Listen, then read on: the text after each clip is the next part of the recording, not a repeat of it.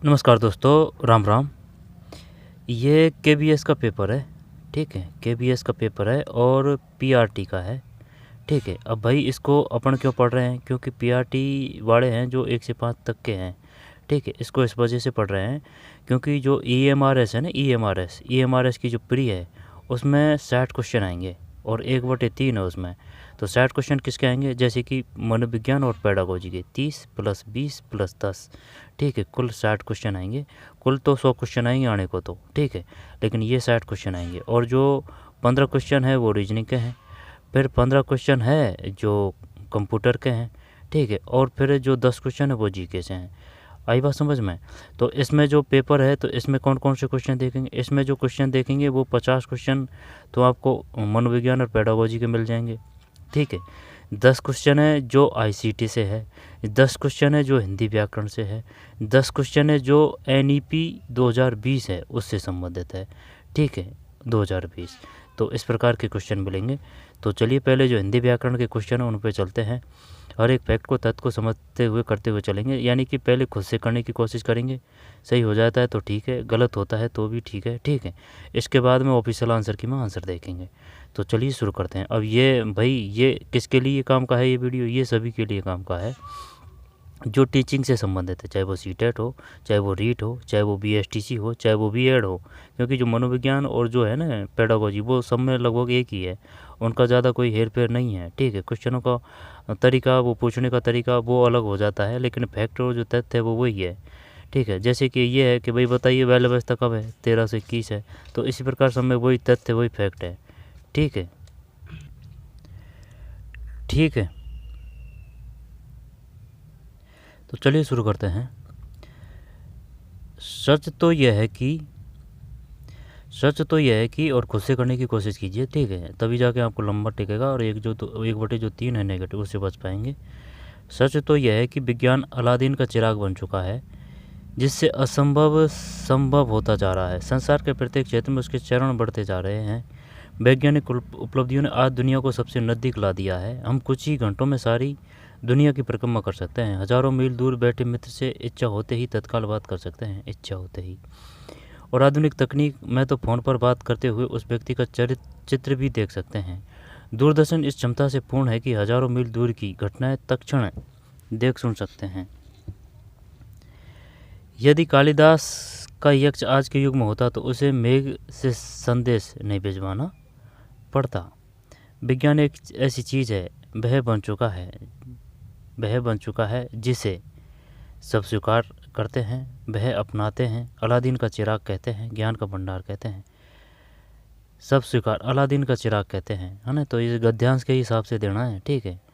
Aladdin का चिराग बन चुका है, अलादी का ना खुद के समझ के हिसाब से नहीं देना है, जो गद्यांश में है वो ही देना है। अलादीन का चिराग, वो ग्रामर के जो क्वेश्चन है वो करने होते हैं खुद के हिसाब से। 11 में 3 है, अलादीन का चिराग कहते हैं। फिर दुनिया सबसे नज़दीक किसके माध्यम से आ गई? ये तो वो है ना वैज्ञानिक उपलब्धियाँ हजारों दुनिया की परिक्रमा करते हैं वैज्ञानिक उपलब्धियों ने, है ना। तो वैज्ञानिक उपलब्धियाँ हैं इसमें 3। तो फिर 12 में 3 है, ठीक। वैज्ञानिक उपलब्धियों किसके माध्यम से हम हजारों, तो ये तो वो है ना तत्क्षण देख सकते हैं, दूरदर्शन है। 13 में 2 है, ठीक है, दूरदर्शन। भिक्षुक को भिक्षा दे दो, बैक में रेखांकित शब्द में कारक है, बताइए। जैसे कि कर्ता ने कर्म को, कर्म है तो 14 में ये तो मार दिया भाई इसने। भिक्षुक को भिक्षा दे दो, बैक में रेखांकित कारक है तो 14 में 3 संप्रदान है। हाँ, तो ये अंडरलाइन किया ना, तो ये अंडरलाइन से नहीं होगा, ये भिक्षु को भिक्षा दे दो, यानी कर्ता ने कर्म को कर्ण से द्वारा संप्रदान के लिए अपदान से अलग होने का अधिकरण में पर भी समझो नहीं रो। और वो कौन का है? काके की रारेरी। कर्ता ने कर्म को तो क्या काके की रारे भी आएगा यहाँ पर? वो संबंध में है, ये तो अपन जानते हैं, संबंध का मतलब है काके की रारेरी, ठीक है। तो ये संप्रदान का है ना, भिक्षा दे दो। और अगर जैसे कि अगर ये देता वो कि भाई जो भिक्षु है उसके पात्र से जो खीर है वो गिर गई, तो ये किस प्रकार का समास, वो जो तत्पुरुष वो किस प्रकार का वो आएगा, समास आएगा, तत्पुरुष आएगा। वो भी कौन सा आएगा, अपादान, है ना, अलग होने के अर्थ में भिक्षुक को। तो फिर 14 में 3 है, 14 में 3 का मतलब संप्रदान है, संप्रदान है ना, संप्रदान। अधिकरण में परिविकरण 3 है इसमें। फिर वचन के आधार पर असंगत शब्द युग्म है, वचन के आधार पर असंगत शब्द युग्म। बकरा का बकरे, टोकरा का टोकरे, टोकरा का टोकरे, पुस्तक का पुस्तकें, विद्यालय का विद्यालयों।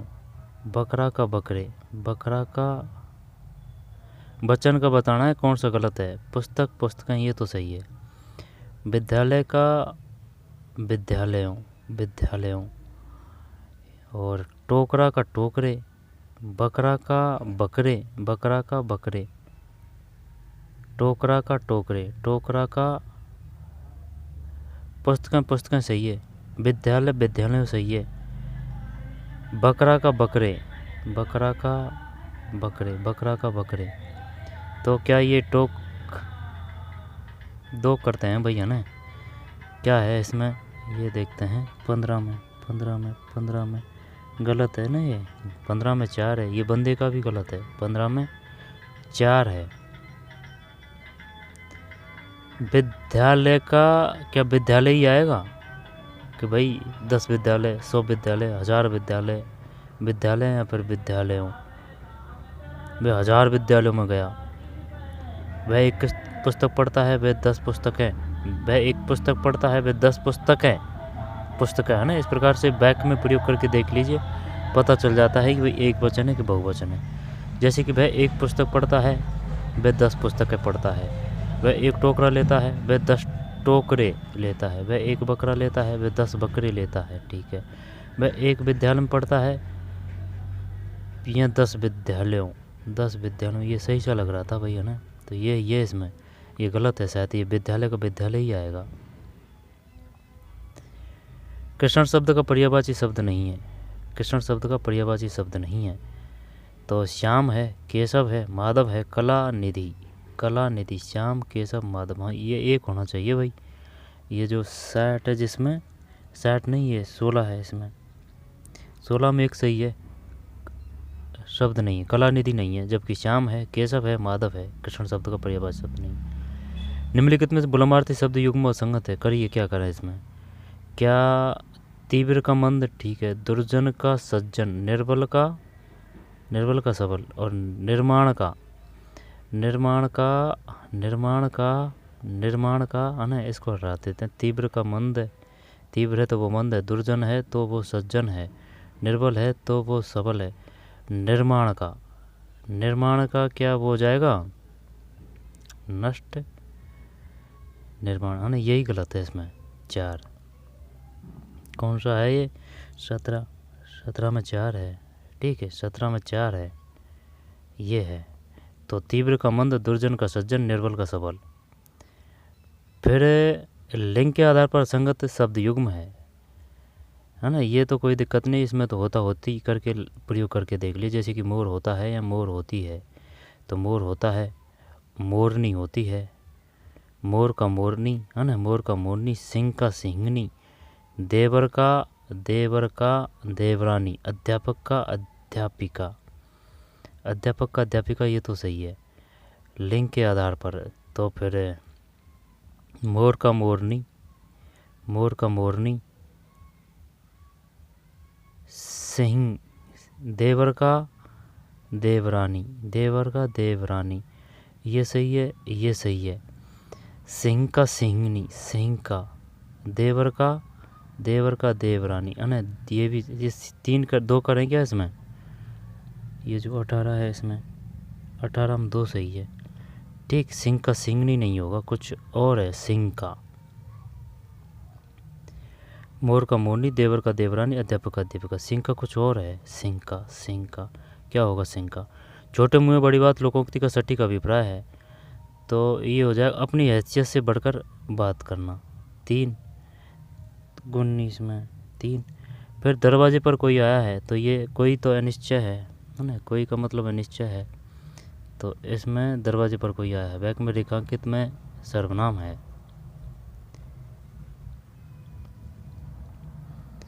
कोई है इसमें, तो ये जो कौन सा था 20 में एक है अनिश्चयवाचक, ठीक है, कोई अनिश्चय है, ठीक है। प्रश्नवाचक ये हो जाएगा पुरुष, पुरुषवाचक का कौन सा आएगा भाई, पुरुषवाचक का निश्चयवाचक, यह है वह है जो, है ना, निश्चयवाचक। अब कौन से क्वेश्चन है, जीके के हैं कुछ 10 क्वेश्चन, फिर मनोविज्ञान पेडागोजी कहेंगे, फिर नई शिक्षा नीति कहेंगे। भारत के संविधान के अंतर्गत राज्य के नीति निर्देशक तत्वों में कौन शामिल है। जब जैसे कि 1905 है, 1905 है वो वंग भंग है, 1907 है वो सूरत अधिवेशन है 1907, 1909 है वो मॉन्टेग्यू चैम्फोर्ड है, 1909 है ना 09 वो तो है मार्ले मिंटो, और जो 1919 है वो मॉन्टेग्यू चैम्फोर्ड है, 1935 है वो भारत शासन अधिनियम है, 1935 है ना वो भारत शासन अधिनियम है। और स्थायी बंदोबस्त किसने किया था, लॉर्ड कॉर्नवालिस ने किया था स्थायी बंदोबस्त। अगर मुगल काल की बात माने तो वो अलाउद्दीन खिलजी है। लोहे और रक्त की नीति वो बलबन है, बलबन, ठीक है। और 40 जो वो दल था ना उसका निर्माण किसने किया था, इल्तुतमिश ने किया था। नष्ट किसने किया था, बलबन ने किया था ना, तुर्क चहलगामी। इसके बाद में पागल बादशाह किसको कहा गया है, वो है कौन सा, विद्वान वीर पागल भी, है ना, तो वो मोहम्मद तुगलक है। मोहम्मद तुगलक यानी मोहम्मद बिन तुगलक, एनसीईआरटी मोहम्मद तुगलक लिखती है, और जो अपनी स्टेट वाड़ी होती है उनमें बिन आएगा, मोहम्मद बिन तुगलक। भारत के संविधान के अंतर्गत राज्य के नीति निर्देशक तत्वों में से कौन शामिल है। नीति निर्देशक तत्व और जो मूल अधिकार है वो भाग है उसमें है कौन से, भाग 4 में और 51 के मूल अधिकार और नीति मूल कर्तव्य और नीति निर्देशक तत्व, ठीक है। मूल अधिकार तो उसमें आ जाएंगे भाग 3 में, मूल अधिकार भाग 3 में, और मूल कर्तव्य और नीति मूल अधिकार भाग 3 है, मूल अधिकार भाग 3 है, और नीति निर्देशक तत्व और मूल कर्तव्य भाग 4 51 के है। अस्पृश्यता का 17 है, ठीक है। फिर जो 19 है वो प्राणविधिक स्वतंत्रता नहीं, वो अभिव्यक्ति की है। 19 अनुच्छेद है, 19वां अनुच्छेद है वो अभिव्यक्ति की स्वतंत्रता है, ठीक है। 14 से 18 जो है वो समानता के हैं, और 19 है वो अभिव्यक्ति की आज़ादी है, और जो 21 है वो संविधान, जो 21 है उसका अनुच्छेद 21 वो प्राणविधिक स्वतंत्रता की है, ठीक है। 21 है जो प्राणविधिक स्वतंत्रता की है, लेकिन 21A है ना उसका मतलब है 6 से 14 तक के बच्चे, नॉर्मल 6 से 14 है। अगर वो जैसे दिव्यांग की अगर बात करें तो वो 6 से 18 आ जाएगा, ठीक है। इसके बाद में जो 32 है वो है संवैधानिक उपचारों का अधिकार, ठीक है। और जो 32A किससे संबंधित है, 32A 44 समानता की बात करता है, 44, ठीक, सम संख्या है। इसके बाद में और कौन सा है, 213 राज्यपाल के अध्यादेश की शक्तियाँ हैं, 213। अनुच्छेद 73 और 74 है ना, ये ग्रामीण से है, ये नगरों से है। इनके जो कार्य हैं 29 है ग्रामीण के, है ना, 11 अनुसूची, ये 73 अनुच्छेद है, ये 74 अनुच्छेद है। और ये 9 है अनुच्छेद 9, ये 9 क है, ठीक है। इनके कार्य 29 है ग्रामीण के, इनके कार्य कितने हैं 18 है नगरों के, और ये 74 अनुच्छेद है। भारत के संविधान के अंतर्गत राज्य के नीति निर्देशक तत्वों में निम्नलिखित में से कौन शामिल है। अंतर्राष्ट्रीय शांति को बढ़ावा देना,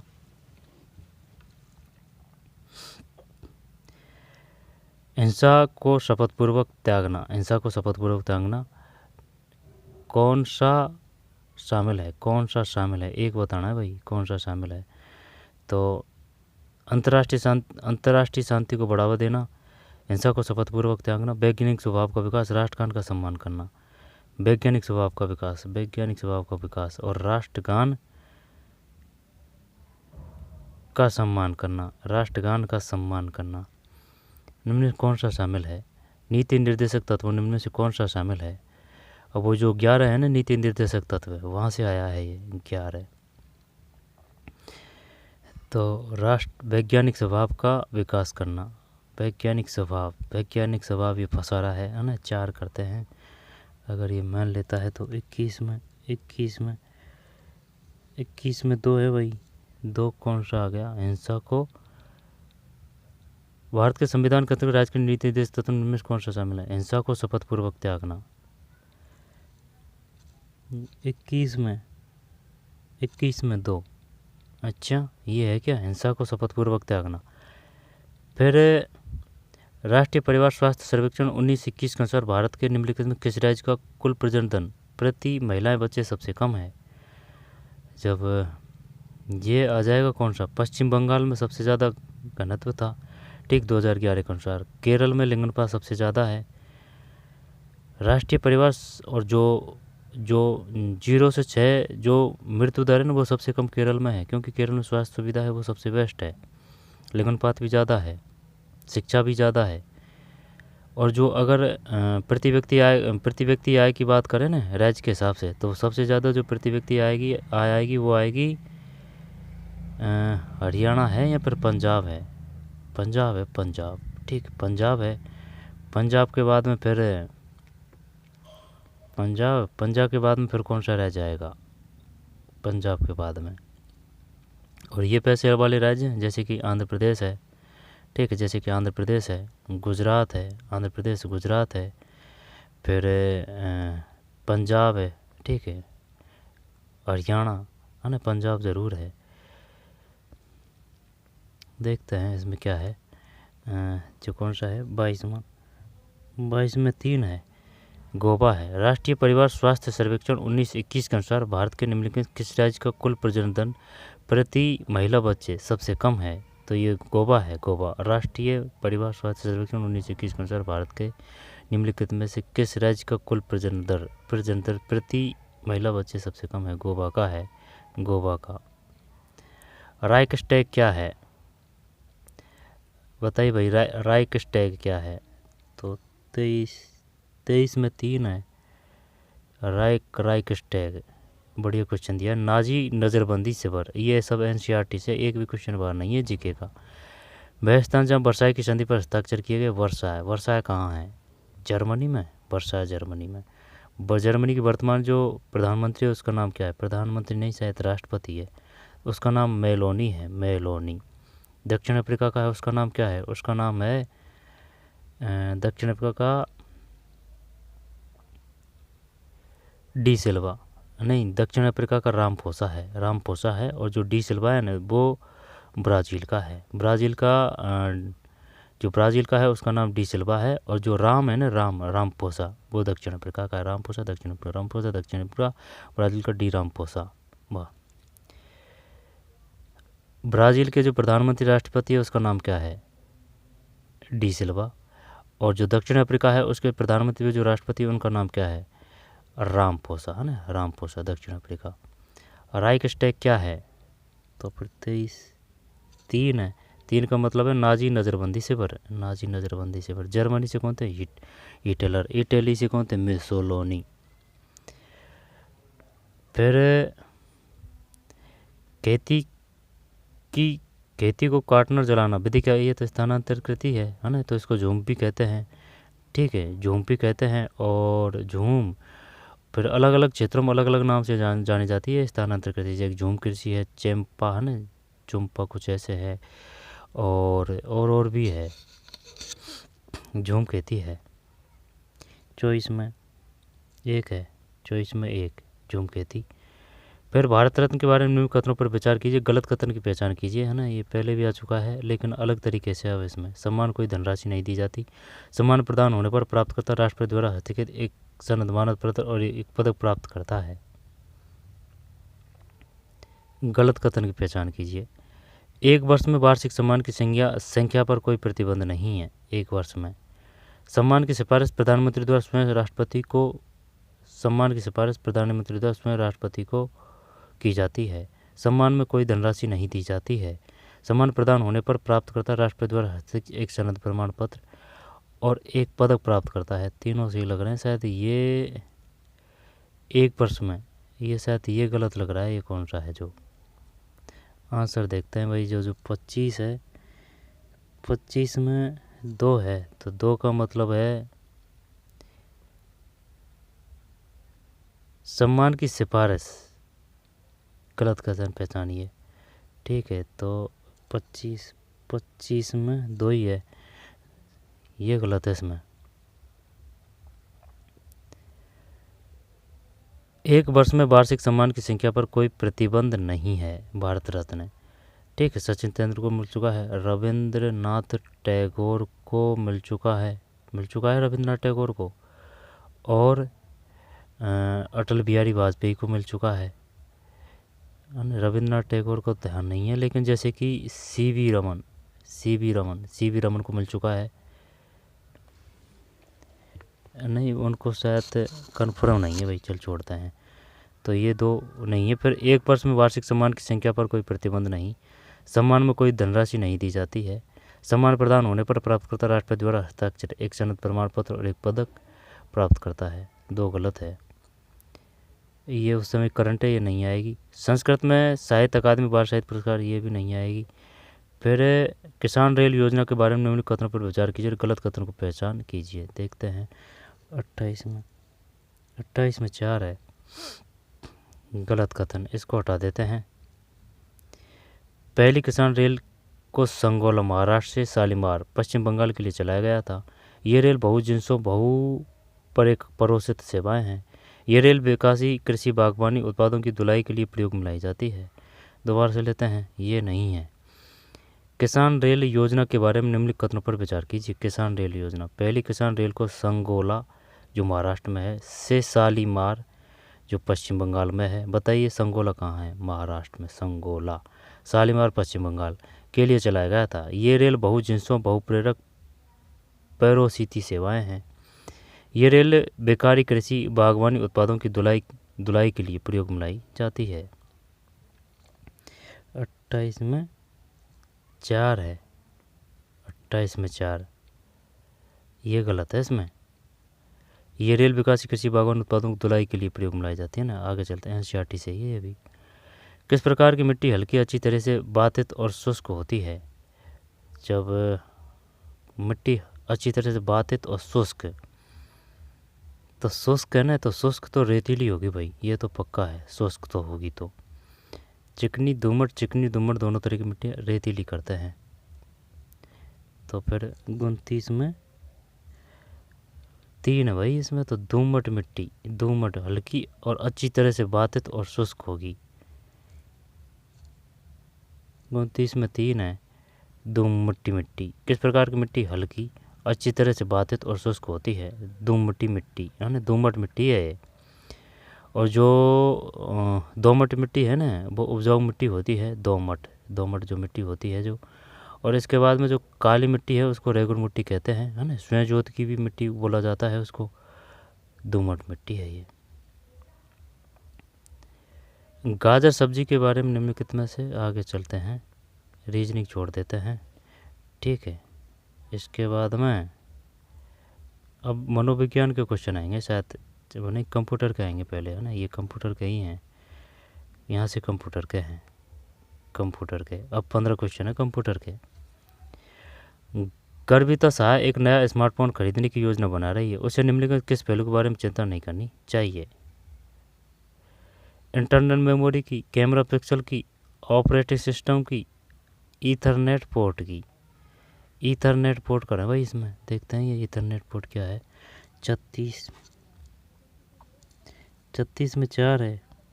ठीक, 36 में 4 है। 4 का मतलब यह है Ethernet port. Internal memory, camera pixel, operating system OS। Ethernet port नहीं है। ईथरनेट पोर्ट किसे कहते हैं? आगे चलते हैं, कोई अलग से है शायद बाहर, जो मोबाइल में नहीं होता। किसी पीसी लैपटॉप पर high quality audio video output को कनेक्ट करने के लिए सर्वाधिक उपयुक्त पोर्ट कौन सा है? किसी पीसी लैपटॉप पर high quality audio video output को कनेक्ट करने के लिए सर्वाधिक उपयुक्त पोर्ट कौन सा है? तो क्या USB है ऑडियो वीडियो, PS2, HDMI है ना। इसमें क्लियरिटी बेस्ट आती है भाई, यही करते हैं, HDMI करते हैं। 37 3 है HDMI, ठीक है HDMI। अब वैसे ना क्वेश्चन यहाँ से ये भी आता है, BGA की फुल फॉर्म क्या है, HDMI की फुल फॉर्म क्या है, PS2 USB। इंग्लिश में दे रखी है क्या इसने, नहीं दे रखी। आगे चलते हैं। निम्न में कौन सा एक एंटीवायरस सॉफ्टवेयर है, एंटीवायरस सॉफ्टवेयर बताइए भाई, एंटीवायरस सॉफ्टवेयर है। निम्न में कौन सा एक एंटीवायरस सॉफ्टवेयर है, antivirus. Acrobat Reader, MS Paint antivirus, MySQL, Quick Heal. ये तो नहीं है, ये भी नहीं है। एंटीवायरस सॉफ्टवेयर MS पेंट करें या फिर MySQL। MySQL आंसर देखते हैं भाई, MySQL तो नहीं है इसमें। 38 में 4 है क्विक हील, ये बढ़िया किया है भाई इसने, क्विक हील। निम्न में कौन सा एक एंटीवायरस सॉफ्टवेयर है, क्विक हील। निम्नलिखित में कौन सा एक एंटीवायरस सॉफ्टवेयर है, एंटीवायरस सॉफ्टवेयर है, एंटीवायरस सॉफ्टवेयर क्विक हील। अच्छा अपन नहीं जानते भाई, क्विक हील याद रख लेना भाई, याद आ सकता है। किसी एक्सेल फाइल का फाइल विस्तार है, नहीं पता। अब ये तो PDF वगैरह वो तो जानते हैं ना, लेकिन तो ये करते हैं इसमें, ये 4 है ना जो करते हैं। 39 में 2 है, 39 में 2। ये बंदे के कंप्यूटर के क्वेश्चन सही है भाई, 2 है। एक्सेल एक्स किसी एक्सेल फाइल का फाइल विस्तार है, किसी एक्सेल फाइल का फाइल विस्तार है, XLX। किसी एक्सेल फाइल का फाइल विस्तार XLX। अच्छा क्वेश्चन है, कंप्यूटर और पढ़ना पड़ेगा भाई। किसी एक्सेल फाइल का फाइल विस्तार है XLX। निम्नलिखित में से RDBM का एक उदाहरण नहीं है, RDBM का एक उदाहरण नहीं है। RBDM इसने क्या किया है, एक। आंसर देखते हैं 39 में। ये गलत गया इसका ना, गलत क्यों गया, 40 है ना, 40 में एक ही तो है, 40 से एक सही है इसका, MS वर्ड। निम्नलिखित में से क्या RDBMS का एक उदाहरण नहीं है, MS वर्ड नहीं है, जबकि MS SQL server, MySQL, IBM DB2, MySQL, MS SQL server. तो 40 में एक है आंसर भाई, उदाहरण नहीं है, ये MS वर्ड नहीं है ना, ये सही है इसका, और ये भी सही है इसका। 39 में तो ठीक है XLX, ठीक है। ये 2 है इसमें, किसी एक्सेल फाइल का विस्तार है XLX, और कौन सा एक एंटीवायरस सॉफ्टवेयर, ये भी सही था इसका, क्विक हील। फिर किसी PC लैपटॉप पर हाई क्वालिटी ऑडियो वीडियो, तो HDMI, ये तो सही होगा ही इसका ना, ये भी सही है। इसके बाद में कर्विता सहायक नया स्मार्टफोन, ईथरनेट पोर्ट, इसका भी सही है। फिर सभी सही कर दिया भाई इसने कंप्यूटर के। तो आगे चलते हैं। फिर अब है मनोविज्ञान के। निम्नांकित में कौन सा कथन सही है, विकास का तात्पर्य मात्रात्मक परिवर्तन से है, वृद्धि जीवन पर्यंत प्रक्रम है, विकास एक अनवरत प्रक्रिया है, वृद्धि और विकास दोनों साथ साथ होता है। तो निम्नलिखित में कौन सा कथन सही है, विकास का तात्पर्य मात्रात्मक परिवर्तन से है, वृद्धि जीवन पर्यंत प्रक्रम है, विकास एक अनवरत प्रक्रिया है, वृद्धि और विकास दोनों साथ साथ होता है। वृद्धि और विकास दोनों साथ साथ, कौन सा कथन सही है, क्या दोनों, ये 3 करते हैं दिखाना वगैरह, ये 3 सही है इसका। 41 में 3 है, 41 में 3 है, ठीक है। विकास एक अनवरत प्रक्रिया है, कौन सा कथन सही है, ठीक है। विकास हमेशा होता रहता है। शेफिडोकार्डल विकास क्रम में मानव का विकास होता है, बताइए भाई क्या करें अब इसमें। शेफिडोकार्डल विकास क्रम में मानव का विकास होता है, क्या करें भाई इसमें बताइए। पैर के अंगूठे से सिर तक केंद्र से बाह्य केंद्र क्षेत्र से केंद्र तक, सिर से पैर के अंगूठे तक। सिफिलोकार्डल, सिर से पैर के अंगूठे तक। क्या 2 सही है? यहाँ पर केंद्र से बाह्य है। देखते हैं इसका क्या है। 3। 42 में 2 है। 42 में 2 है भाई। सिर से पैर के अंगूठे तक। सिफिलोकार्डल विकास क्रम में मानव का विकास होता है। सिर से पैर के अंगूठे तक है सिफिलोकार्डल विकास क्रम में। फिर निम्नलिखित में क्या वृद्धि और विकास का सिद्धांत नहीं है? तो वृष्टिपरक अंतर का सिद्धांत, विकासात्मक निर्देशक सिद्धांत, अनुमेयता का सिद्धांत, एकीकरण सिद्धांत। वृद्धि और विकास का सिद्धांत नहीं है।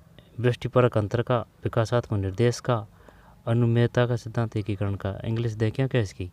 Principal of integrated, principle of unpredictivity, principle of development और direction, principle of individual difference. Answer देख लेते हैं 43 में। यार इसने तगड़ा कर दिया भैया, 3 कर दिया। अनुमेयता का सिद्धांत पढ़ने वाला बंदा है भाई। 43 में 3। ठीक, ये है। निम्नलिखित में क्या वृद्धि और विकास का सिद्धांत नहीं है? अनुमेयता का सिद्धांत। अच्छा, वृद्धि और विकास। वृष्टिपरक अंतर, अब ये तो अपन जानते हैं, जैसे कि थांडाई का सिद्धांत कौन सा है? प्रयास पे त्रुटि का सिद्धांत है। जीन पियाजे का कौन सा है? संज्ञानात्मक सिद्धांत है। ठीक, नैतिकता का सिद्धांत किसका है? कोहलबर्ग का है। शास्त्रीय अनुबंध का सिद्धांत किसको कहा है? नैतिकता को ही कहा गया है। जेरम ब्रेनर का सिद्धांत का नाम बताइए। जेरम ब्रेनर कौन सा सिद्धांत दिया था? वाटसन व्यवहारवादी। सूझवादी कौन है? ब्रदाइमर कोलरकोपा है। और जो से कि समूहकारक सिद्धांत किसने दिया था? सैम मू है ना, तो वो थोक है ना, तो यानी थांडाइक है। समूहकारक सिद्धांत थांडाइक है। बुद्धि का त्रिआयाम सिद्धांत किसने दिया है? ये गार्डनर ही आ जाएगा है ना। और जो बुद्धि के द्वि और त्रि है ना, वो आ जाएगा त्रिआयामी। गार्डनर है और त्रिआयामी बहुबुद्धि का सिद्धांत है ना, बहुबुद्धि का सिद्धांत वो गार्डनर है। त्रिआयामी का ध्यान नहीं है। लेकिन जैसे कि 2 और 3 है ना, वो विनय होना, यानी बी से विनय यानी बुद्धि से संबंधित है विनय। ठीक है। और जो मेंटल एज है उसका सूत्र है m/c/100। ठीक है। इसके बाद में और है कौन सा? सामाजिकता का सिद्धांत है, वो वाइगोस्की का है। वाइगोस्की से। ठीक है। पाड़ कह दे या फिर इसके पोल्डिंग कह दे, ये जो वाइगोस्की है वही बात करते हैं। ठीक है। और जो 0 से 2 है उसको क्या कहा गया है? सहसावस्था कहा गया है, पूर्व सहसावस्था। तो जो किशोरावस्था है वो कब से कब है? वो 13 से 21 मान रहा है NCERT। ठीक है। तो जीन पियाजे के हिसाब से क्या है? जीन पियाजे के हिसाब से 12 से 18 या 19 है ना, 12 से 18 या 19 है, 12 से 18 है शायद। ठीक है। इसके बाद में और कौन सा है? तो निम्नलिखित में क्या वृद्धि और विकास का सिद्धांत नहीं है? वृद्धि और विकास का सिद्धांत नहीं है। बताइए भाई क्या करें इसमें? ये किया था इसने है ना, अनुमेय। अपना तो गलत गया है इसमें। अनुमेय का सिद्धांत। ठीक, अनुमेयता का सिद्धांत ये है, इसमें नहीं है। वृष्टिपरक अंतर का सिद्धांत, विकासात्मक निर्देश का सिद्धांत, एकीकरण का सिद्धांत। 45 में 3 है। 44। सही कथन को चिन्हित की। दिव्य सपने से किशोर वर्ग को जीवन की कुछ आकांक्षाओं को विकसित करने में सहायता मिलती है। दिव्य सपने दुखद और दुश्चिंता उत्पन्न करने वाला होता है। दिव्य सपने से मानसिक साम्यता बाधित हो सकती है। बड़ा बनने के लिए दिव्य सपने देखना आवश्यक होता है। बड़ा बनने के लिए सही कथन। दिव्य सपने से मानसिक साम्यता बाधित होती है। दिव्य सपने दुख और दुश्चिंता उत्पन्न करने वाला होता है। दिव्य सपने किशोर वे वर्ग को जीवन की कुछ आकांक्षाओं को विकसित करने में सहायता मिलती है। क्या 1 कर दें इसमें या फिर 4 करें? बड़ा बनने के लिए दिव्य सपनों को क्या बोल रहा है? Day draining in necessary why a become big. तो क्या 4 कर दें? देखते हैं 44। ये जो 44, हाँ 44 में 1 है भाई। इसका भी गलत है और अपना भी गलत है। ये है इसमें। दिव्या सपने से किशोर वे वर्ग को जीवन की कुछ आकांक्षाओं को विकसित करने में सहायता मिलती है। ये तो सही था, लेकिन है ना अपन ने क्या किया था भाई? बड़ा बनने के लिए स्वप्न देखना आवश्यकता है ना, ये किया था। निम्नलिखित में कौन सा कथन गलत है? तो फिर संकल्पना निर्माण संवेदनशीलता और प्रत्यक्षण की परिणति है। संकल्पना निर्माण संवेदनशीलता और प्रत्यक्षण की परिणति है। भाषा अर्जन से संकल्पना निर्माण में सहायता मिलती है। संकल्पना को इंग्लिश में क्या बोलेंगे? संकल्पना को बोलेंगे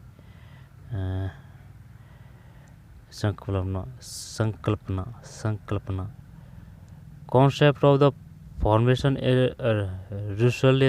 रिजल्टन of A sensation and preparation. भाई इंग्लिश एकदम ये तगड़े भी क्वेश्चन है ये। कॉन्सेप्ट फॉर्मेशन एंड रिजल्टेशन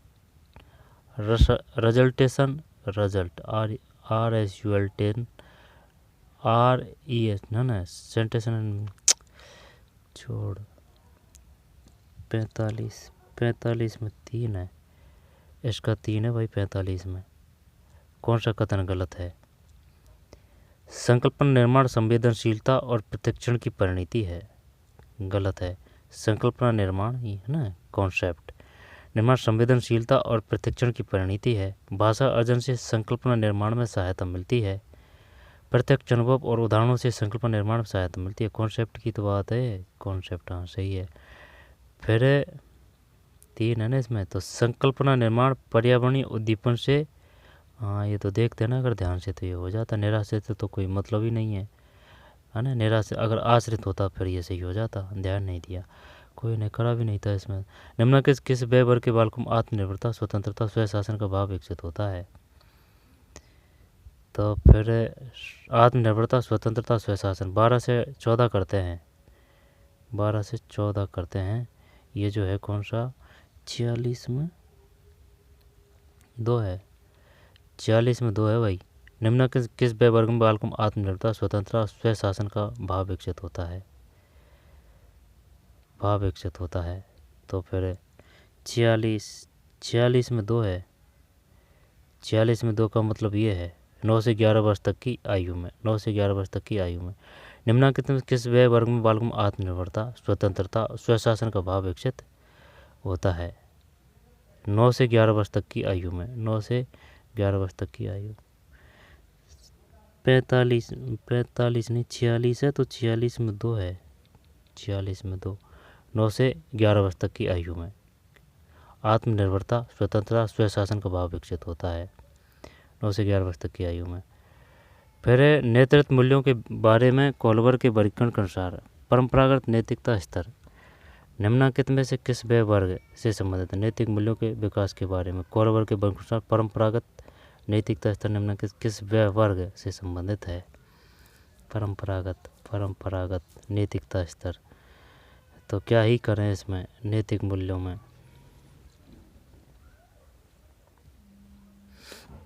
इसने क्या किया है 13 वर्ष से परवर्ती प्रौढ़ावस्था तक, 13 वर्ष से परवर्ती प्रौढ़ावस्था तक नैतिक मूल्यों के विकास के बारे में कोहलबर्ग ने, नैतिकता का सिद्धांत किसका है? कोहलबर्ग के वर्गीकरण के अनुसार एक मिनट,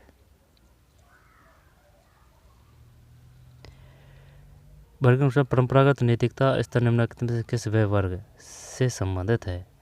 इंग्लिश देखते हैं इसकी। According to Kohlberg a classification regarding development of a moral value convention a morality level refer the age group. Morality level की बात कर रहा है ना। Conventional morality level refer to age group 13 वर्ष से, हाँ तो ये सही लग रहा है भाई। 13 से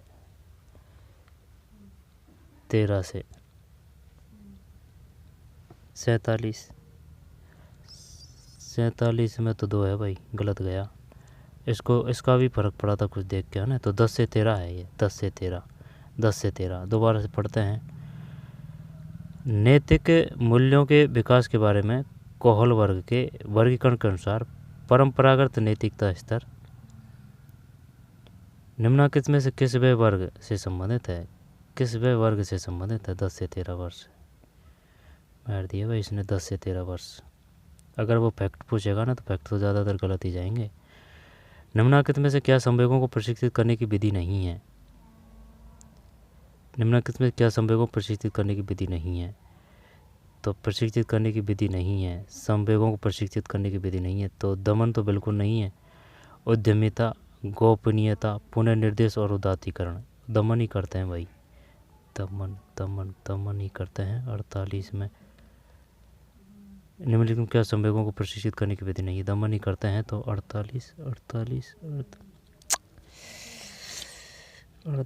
में 3 है। 48 में संवेगों को प्रशिक्षित करने की विधि नहीं है, दमन भी चाहिए भाई। जैसे कि अगर कोई खराब बात है तो उसका दमन तो करना ही पड़ेगा ना, जो नैतिकता के विरुद्ध है। तो फिर उद्यमिता,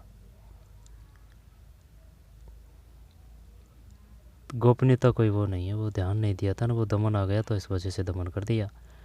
दोबारा से देखते हैं, गोपनीयता नहीं है भाई, दमन है, क्योंकि दमन करना भी तो ज़रूरी होता है अनैतिक बातों का। तो दमन, उद्यमिता, पुनः निर्देशन और उदात्तीकरण।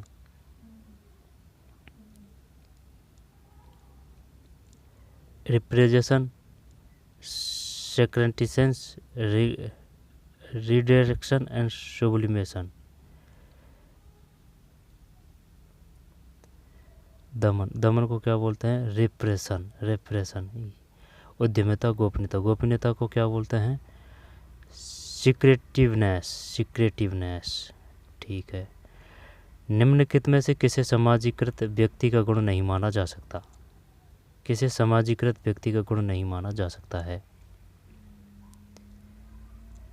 जब वह पुरुष महिला समाजीकृत है, ठीक है, और नहीं माना जा सकता है, तो चाहे वो पुरुष हो महिला हो, लोगों के साथ मेलजोल बढ़ाकर उनके साथ मित्रवत हो जाती है, सही है। वह सीमित सामाजिक रुचियाँ होती है, सीमित, और उन पर ध्यान केंद्रित किया जाता है, आत्म केंद्रित नहीं होता या होती है आत्म केंद्रित।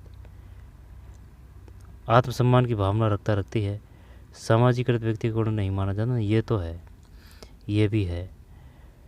वे सीमित, सामाजिक, और सामाजिक की बात है, आत्म केंद्रित नहीं होता। हाँ, ये बात सही है, आत्म केंद्रित नहीं होता, क्योंकि वो खुद से ही सीमित हो जाएगा। फिर 2 करते हैं, ले बजरंग बली का नाम, इसका भी 2 है, तो 49 में ये तो सही गया भाई। ठीक है, ये नहीं है, सीमित नहीं आएगा इसमें। लोगों के साथ मेलजोल बढ़ाकर उनके साथ मित्रवत हो जाती है, आत्म केंद्रित नहीं होता, होती है ना, ये स्वयं की बात करता है, आत्मसम्मान की भावना रखती है। इज नॉट सेल्फ सेंटर्ड, ठीक, progressive sentiment of self regard, makes up a which a person and a mac friend. फिर गृह पर विद्यालय की भांति शिक्षण, होम स्कूलिंग को निम्नलिखित किस एजेंसी द्वारा मान्यता दी गई है? घर पर विद्यालय की भांति शिक्षण, होम स्कूलिंग को निम्नलिखित किस एजेंसी द्वारा मान्यता दी गई है? तो फिर इसमें क्या करें?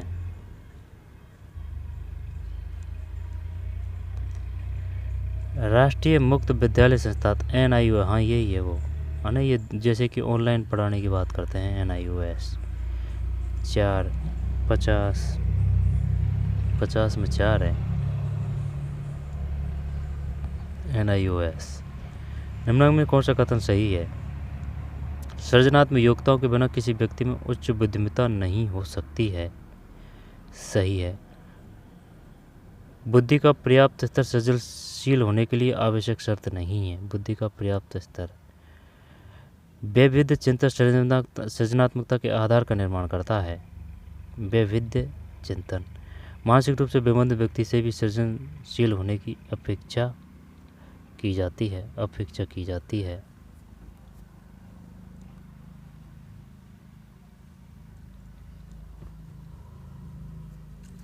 क्या ही करा भाई, इसमें की जाती है।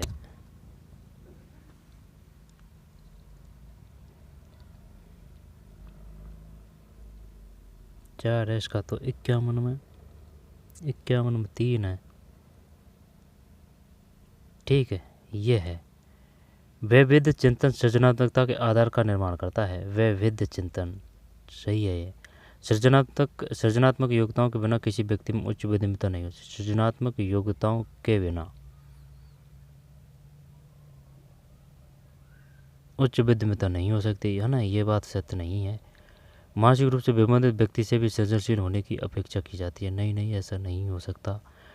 बुद्धि का पर्याप्त स्तर सृजनशील होने के लिए आवश्यक शर्त नहीं है। बुद्धि का पर्याप्त स्तर सृजनशील होने के लिए आवश्यक शर्त नहीं है। तो इसका मतलब है ना, ये सब गलत है, ये भी गलत है।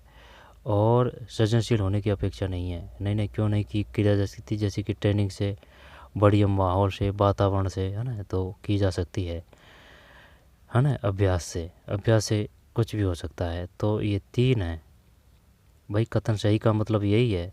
अगर ये कथन सही है तो इसका मतलब ये सब गलत है। दोबारा से देखिए, ये सही है, कथन सही है।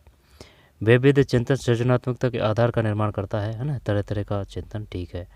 मानसिक रूप से विबंधित व्यक्ति से भी सृजनशील होने की अपेक्षा की जाती है। तो ये सही नहीं है, ठीक है, गलत है। ये भी गलत है और ये भी गलत है। 3 है इसमें। यह कथन कि किशोर स्वभाव से विद्रोही होते हैं,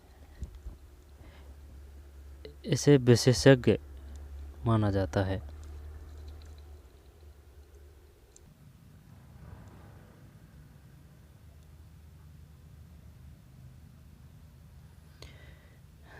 बताइए 27 में। 27 नहीं है, 52 है। यह कथन कि किशोर स्वभाव से ही विद्रोही होते हैं, इसे विशेषज्ञ मानते हैं विद्रोही होते हैं। गलत अवधारणा। इस आयु में आवश्यक प्रकृति किशोर, माहौल का प्रभाव, विकास की इस अवस्था का वस्तुनिष्ठ विवरण। विशेषज्ञ के हिसाब से करना है ना, तो फिर इस आयु में आवश्यक प्रवृत्ति 2 कर देते हैं। 52 में 4 है।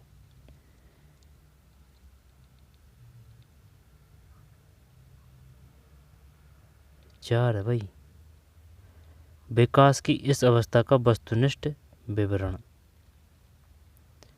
उस आयु में आवश्यक प्रवृत्ति, गलत अवधारणा। ये है, गलत गया क्वेश्चन।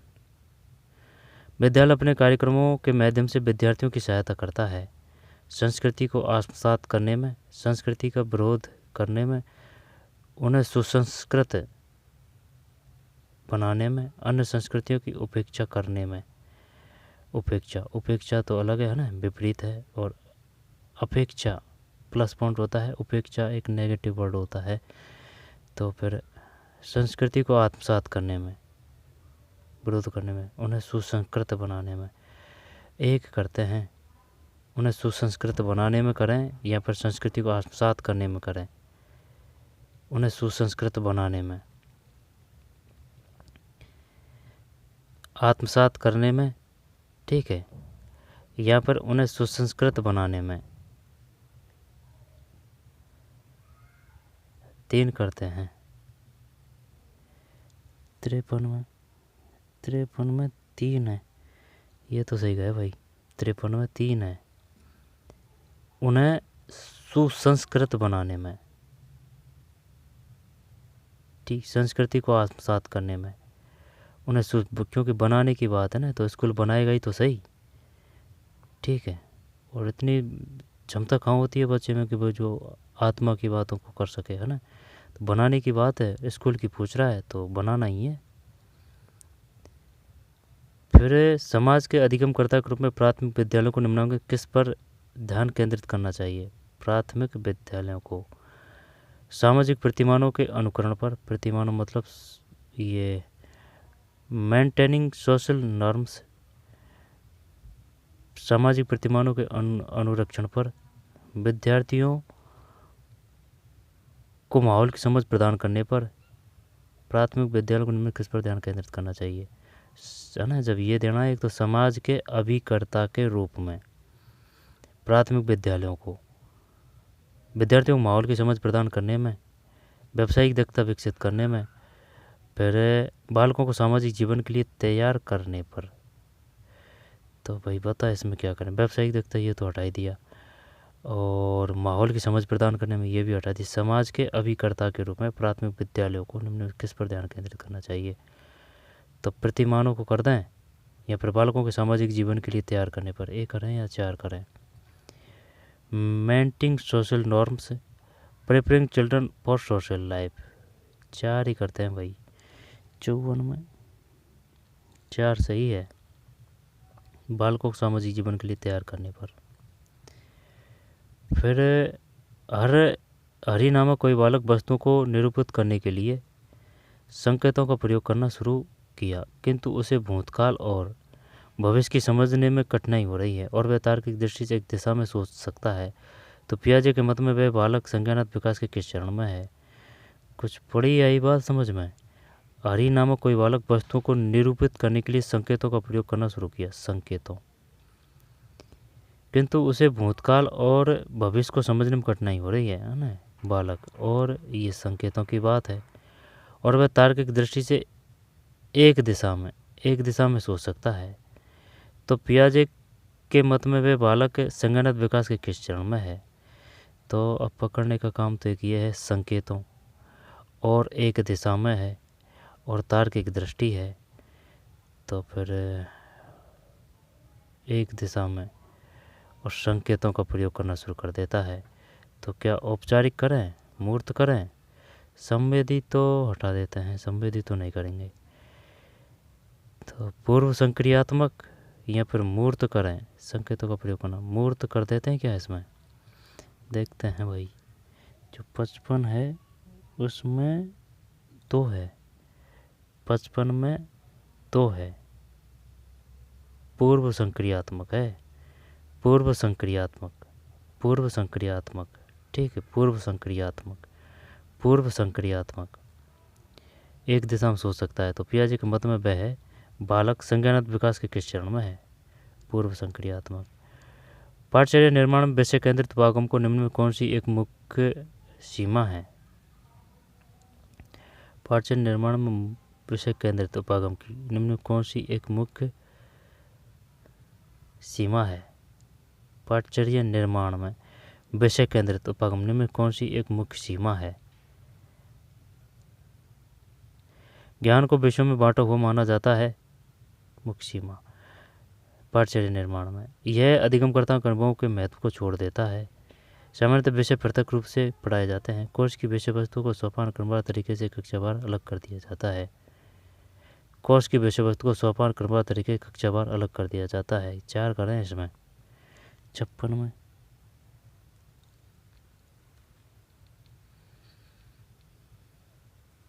2 है। यह अधिगमकर्ताओं के अनुभवों के महत्व को छोड़ देता है। Which one the main elimination of subject centered approach to curriculum development।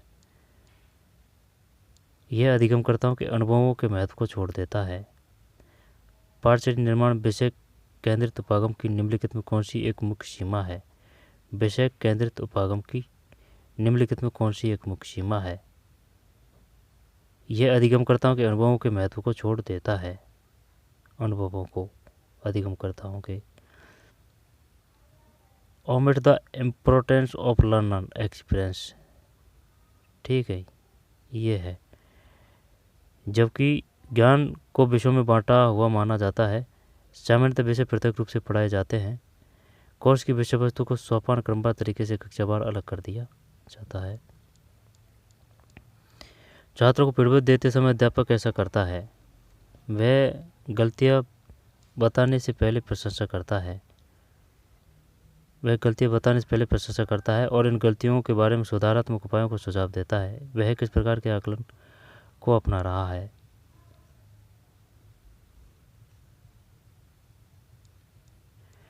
छात्रों को फीडबैक देते समय अध्यापक ऐसा करता है, वह गलतियां बताने से पहले प्रशंसा करता है। ठीक है। इन गलतियों के बारे में सुधारात्मक उपायों का सुझाव देता है। वह किस प्रकार के आकलन को अपना रहा है। है ना, गलतियाँ बताने से पहले वो प्रशंसा कर रहा है। तो पहले प्रशंसा कर रहा है, फिर गलती बता रहा है, फिर वो गलतियों को सुधार रहा है। तो अधिगम का आकलन, अधिगम के रूप में आकलन, अधिगम के लिए आकलन, योगात्मक आकलन।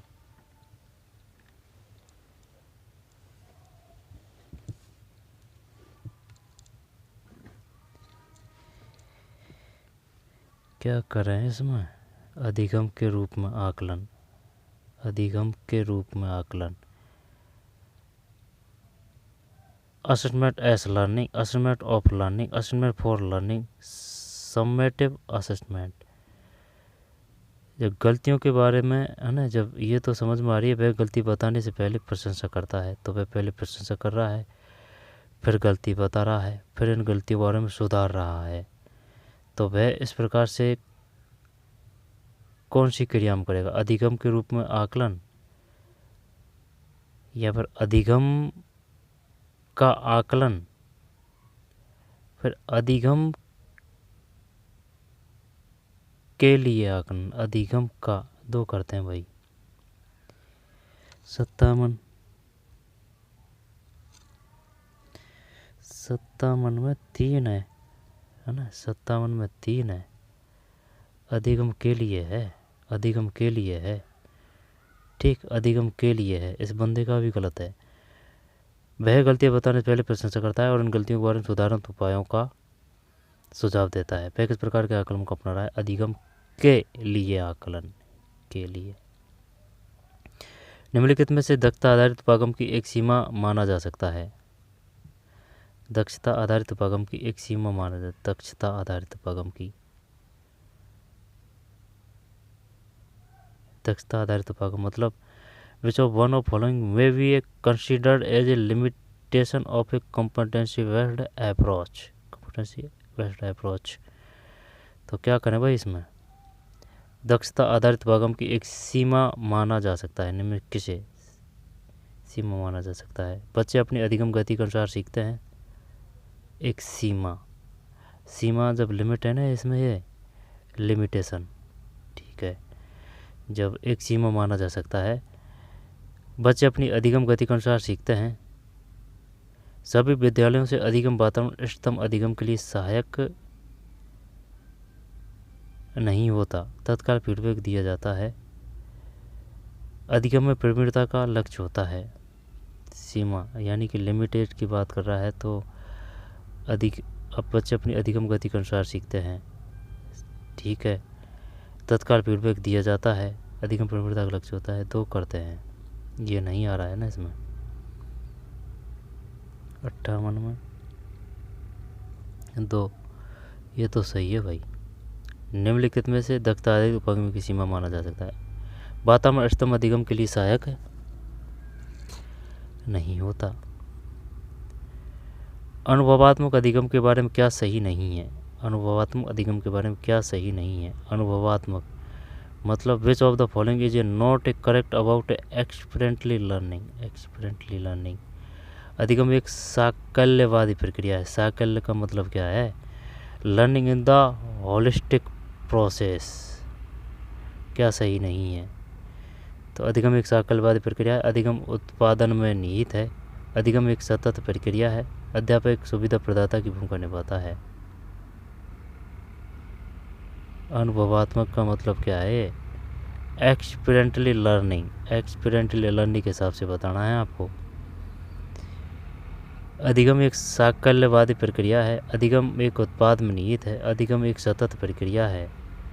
अध्यापक सुविधा प्रदाता की भूमिका है। एक्सपेरिमेंट 4 ही करते हैं ना, देख लेंगे, होगा तो गलत होगा। गुण सेट में 2 है। अधिगम उत्पादन में निहित है। क्या सही नहीं है? अधिगम उत्पादन में निहित है, नहीं है, ठीक है। अधिगम एक साकल्यवादी प्रक्रिया है। अधिगम एक सतत प्रक्रिया है। अध्यापक सुविधा प्रदाता की, जब अपन को ये नहीं का ध्यान रखना था यार, जब ये सही था, ये सही था, ये सही था। उत्पाद में निहित है, अधिगम उत्पाद में निहित है, तब ये होता है नेगेटिव। किसी छात्र के गलत उत्तर से निपटने का सर्वोत्तम तरीका क्या है? किसी छात्र के गलत उत्तर से निपटने का सर्वोत्तम तरीका क्या है? निपटने का सर्वोत्तम तरीका क्या है?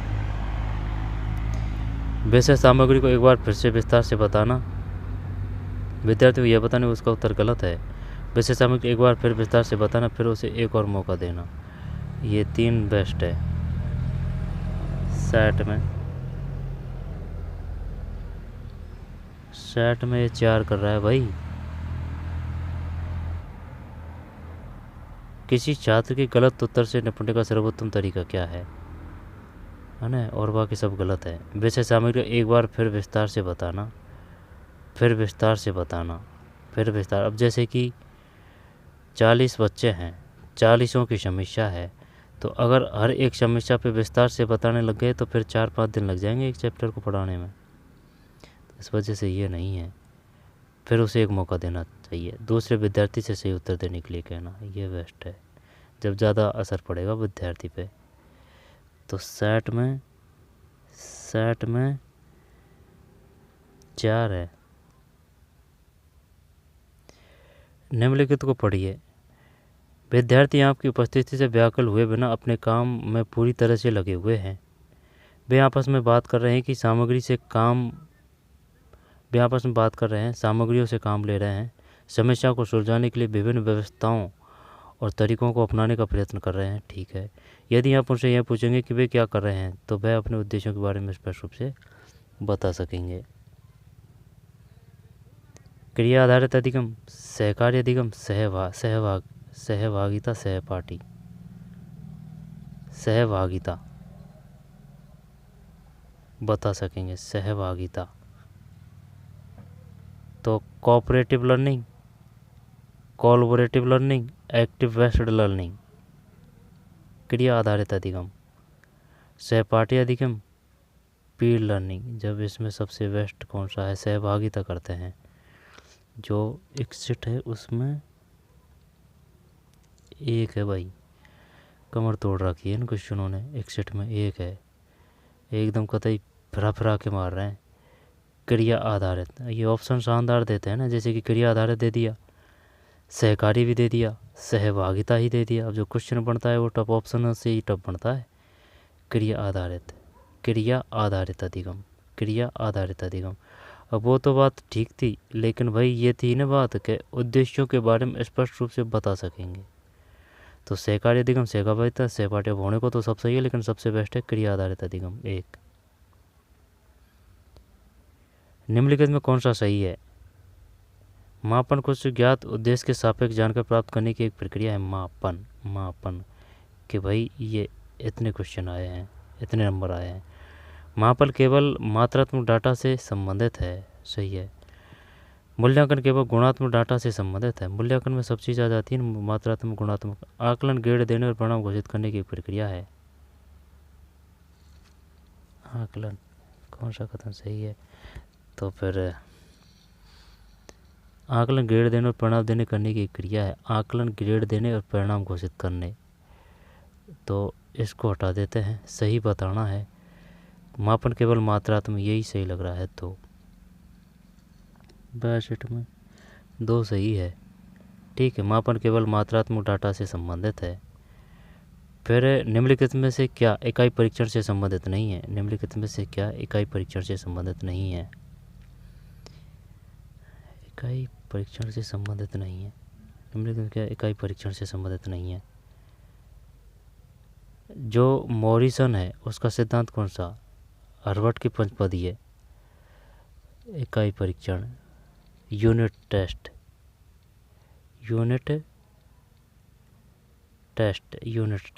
विच of the following is not a concrete with a unit test.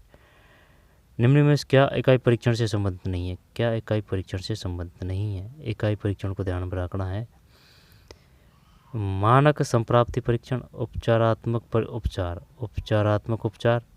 अध्यापक का नियंत्रण क्यों आएगा? दक्षताओं की सीमित संख्या, उपचारात्मक उपचार, मानक संप्राप्ति परीक्षण, नियंत्रण, अध्यापक का नियंत्रण। इंग्लिश देख लेते हैं भाई। स्टैंडर्डाइज्ड अचीवमेंट टेस्ट इकाई परीक्षण से संबंधित नहीं है। फिर उपचारात्मक रीमेडिकल ट्रीटमेंट, रीमेडिकल, फिर टीचर कंट्रोल, फिर लिमिटेड नंबर ऑफ कॉम्पिटेंसी। क्या करें अब इसमें, टाइम 2.5 घंटा का ही मिलेगा भैया, आई बात समझ में। और ये क्वेश्चन है ना खूब है, ऐसे नहीं है हल्के वल्के।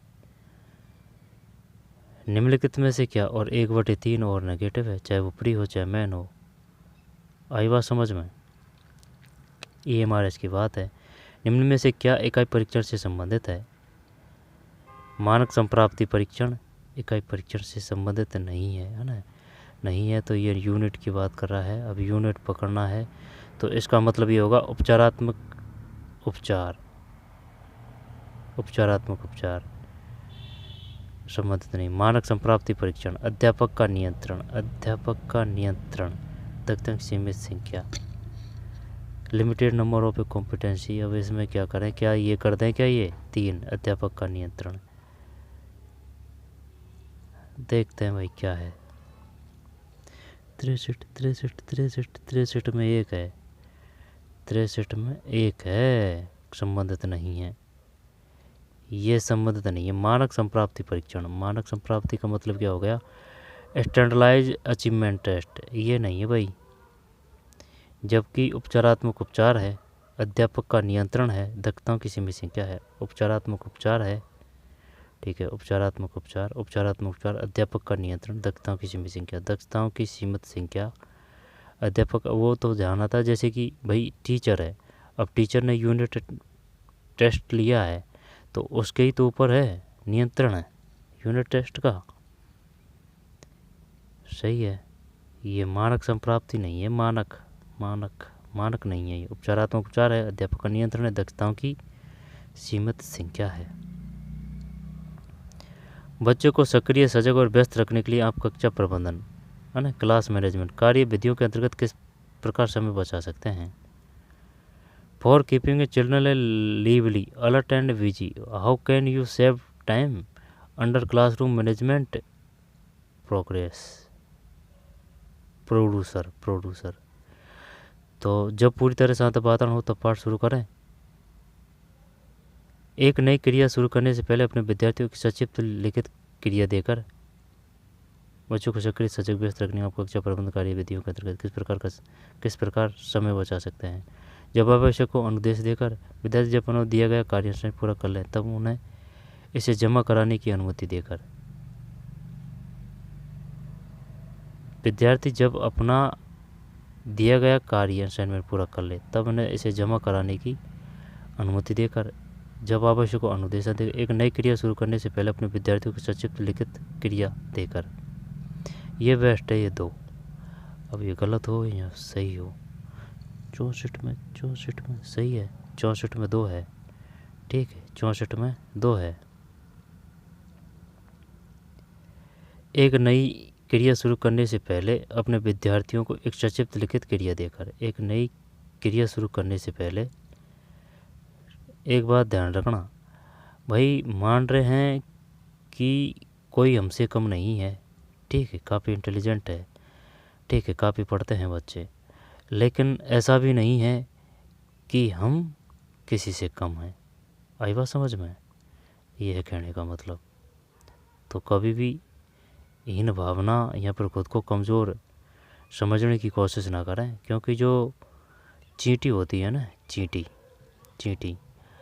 अगर उसका साथी है और वो साथ साथ रहा है, ठीक है, लेकिन अगर जैसे कि सपोज तौर पर उसकी टांग में या फिर पैर में लग चुकी है एक चींटी के, ठीक है, और वह जैसे कि वह अगर लग चुकी है उसके टांग में, पैर में, है ना, या फिर वो आकार में भी बड़ी है, ठीक है, उसका रुतबा रहा है, लेकिन अगर जो चोटिल हो चुकी है ना, तो वो जो चींटी है ना, वही उसका काम तमाम कर देगी। कहने का मतलब ये है। तो ना तो ओवर कॉन्फिडेंस में और ना ही लो कॉन्फिडेंस में, ठीक है, समायोजन। तो क्या है ये 64 में 2 है। एक नई क्रिया शुरू करने से पहले अपने विद्यार्थियों को संक्षिप्त लिखित क्रिया देकर। फिर इकाई योजना अध्यापक की अधिक सहायता नहीं कर पाती है। इकाई योजना किसकी है? इकाई हर्वर्ट की पंचपदीय है। इकाई की मॉरिसन है क्या? मॉरिसन की इकाई योजना किसकी है? इकाई योजना अध्यापक की अधिक सहायता नहीं कर पाती है। पाठ्यक्रम को समय पर पूरा करने में नहीं कर पाती है। विद्यार्थियों और सामग्रियों का उपयुक्त उपयोग करने हेतु पर्याप्त तैयारी करने में। विद्यार्थियों को भिन्न भिन्न तरीके से गृह कार्य देने में। अधिगम संबंधी कठिनाइयों का निदान करने तथा उपचारात्मक उपायों के बारे में निर्णय लेने हेतु इकाई परीक्षण की तैयारी करने में। अधिगम संबंधी कठिनाई को निदान करने तथा उपचारात्मक उपायों के बारे में निर्णय लेने हेतु इकाई परीक्षण की तैयारी करने में सहायता नहीं कर पाती है। विद्यार्थियों को भिन्न भिन्न तरीके से गृह कार्य देने में। ये तो कोई मुद्दा नहीं है। पाठ्यक्रम को समय पूरा, चल ये कर देते हैं। नहीं कर पाती है। अगर यूनिट टेस्ट अगर लिए जाए तो विधियों और सामग्री उपयुक्त उपयोग करने हेतु पर्याप्त तैयारी करने में। उपयुक्त प्रयोग करने हेतु पर्याप्त तैयारी करने में ना, तो ये तो कोई मुद्दा ही नहीं है। देखते हैं, 2 करते हैं, दिखाने क्या है इसमें। 65 में 3 है। 65 में 3 है भाई। हाँ, ये भिन्न है। सहायता नहीं कर पाती है इकाई योजना, जबकि पाठ्यक्रम को समय पर पूरा करने में ये है। क्योंकि जैसे कि कोई पाठ है, अब पाठ को आपने यूनिट में बांट लिया तो वो हो जाएगा ना टाइम पे, मैनेजमेंट हो जाएगा, टाइम मैनेजमेंट। विधियों और सामग्रियों का उपयुक्त उपयोग करने हेतु पर्याप्त तैयारी करने में। अधिगम संबंधी कठिनाई को निदान करने तथा उपचारात्मक उपायों के बारे में निर्णय लेने हेतु इकाई परीक्षण की तैयारी करने में। ये नहीं है। अधिगम संबंधी कठिनाई को निदान करने तथा उपचारात्मक उपायों के बारे में निर्णय लेने हेतु कठिनाई परीक्षण की तैयारी करने में। 3 है भाई इसमें। 65 में आगे चलते हैं। निम्न में कौन सा कथन शिक्षण को सही रूप से परिभाषित करता है? क्या करें इसमें, बताइए। कौन सा कथन शिक्षण को सही रूप से परिभाषित करता है? तो फिर परिभाषित करता है, शिक्षण को सही रूप से परिभाषित करता है। शिक्षण विद्यार्थियों के साथ काम में लगना सही रूप से परिभाषित करता है। शिक्षण विद्यार्थियों की देखभाल करना। कौन सा कथन शिक्षण को सही रूप से परिभाषित? शिक्षण विद्यार्थियों के साथ काम में लगना, शिक्षण विद्यार्थियों की देखभाल करना, शिक्षण ज्ञान को प्रसारित करना। शिक्षण क्रियाओं की एक प्रणाली है जिसका आशय अधिगम उत्पन्न करना है। यही बेस्ट है, यही सही लग रहा है। बड़ा भी है ना, बड़ा तो क्या, लेकिन जैसे कि शिक्षण सही रूप से प्रभावित, शिक्षण क्रियाओं की एक प्रणाली है जिसका आशय अधिगम। चलिए यही करते हैं। 66 में 4 सही है। शिक्षण क्रियाओं की एक प्रणाली है जिसका आशय अधिगम उत्पन्न करना है।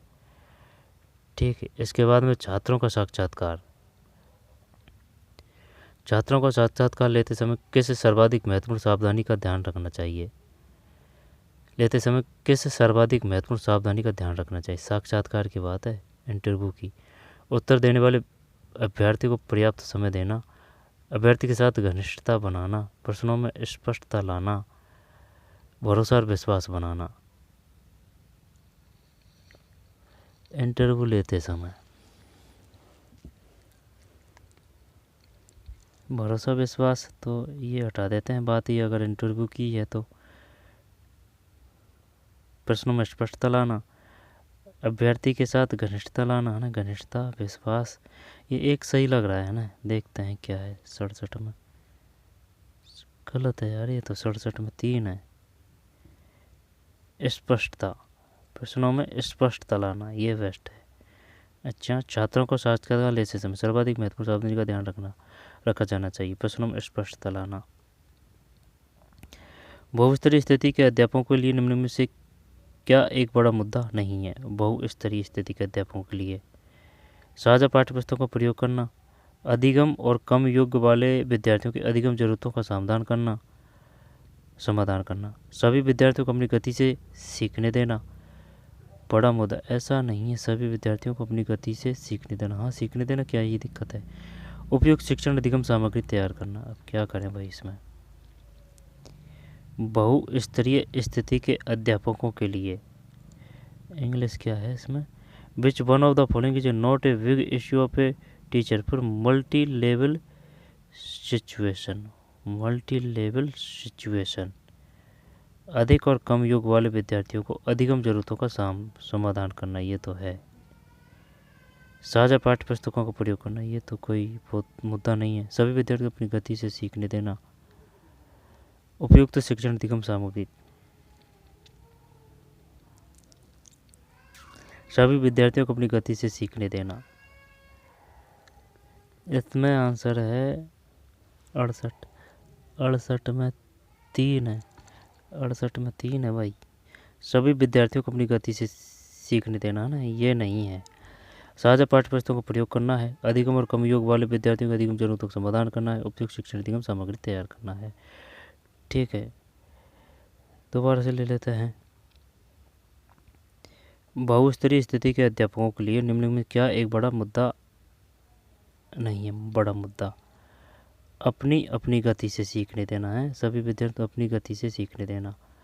जब भाई अब जैसे कि एक क्लास है, अब एक क्लास है तो इसमें जैसे कि 2 स्टूडेंट है, ठीक है, हाँ, वो काफ़ी इंटेलिजेंट है, और जो बाकी के जो 30 बच्चे हैं वो औसत बुद्धि के हैं।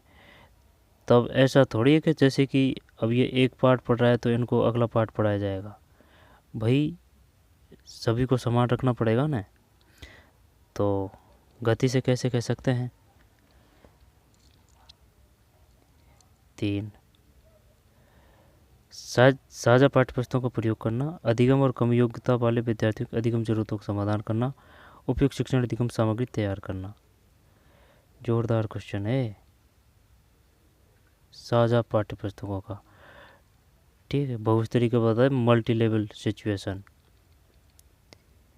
अधिगम के रूप में आकलन में विद्यार्थी भाग नहीं लेते हैं। अधिगम के रूप में आकलन में विद्यार्थी भाग नहीं लेते हैं। अधिगम के रूप में आकलन विद्यार्थी भाग नहीं लेते हैं। विद्यार्थी भाग नहीं लेते हैं, क्या करें अब इसमें? अधिगम के रूप में आकलन विद्यार्थी भाग नहीं लेते हैं। A assessment as learning student do not engage in. अधिगम के रूप में आकलन विद्यार्थी भाग नहीं लेते हैं। लक्ष्य निर्धारण में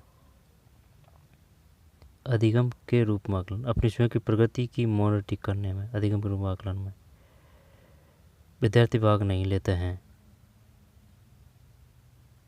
परिणाम पर चिंतन यार, a assessment as learning assessment summative किसको बोलते हैं? समेटिव बोलते हैं जो वार्षिक परीक्षा लगती है ना, उसको बोलते हैं वार्षिक समेट। जब assessment as learning student do not engage in assessment as a learning, अधिगम के रूप में आकलन में विद्यार्थी भाग नहीं लेते हैं।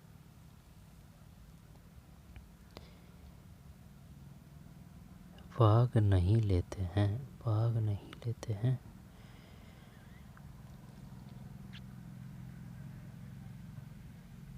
अधिगम के लक्ष्य निर्धारण टाइम 2.5 घंटा मिलेगी भाई। लक्ष्य निर्धारण में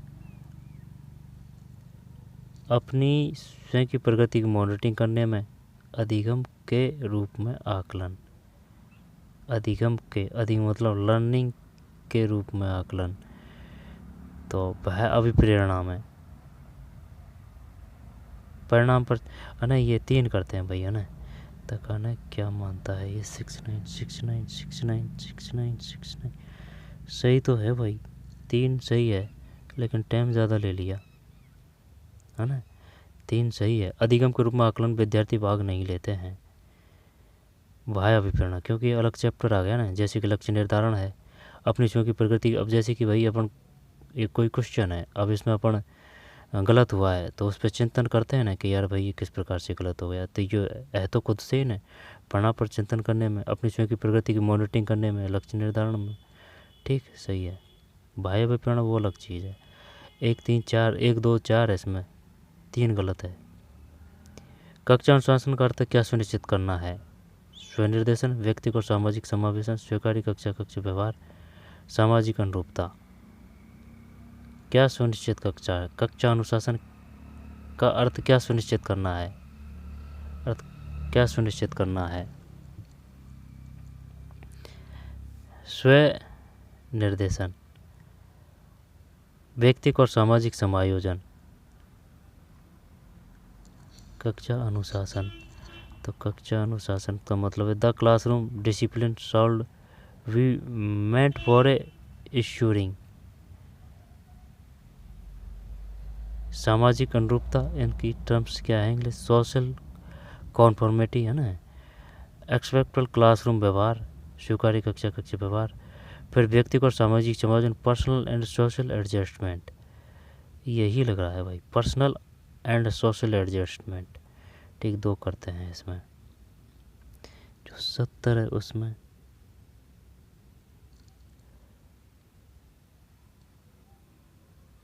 स्वीकार्य कक्षा कक्ष व्यवहार, ये है भाई।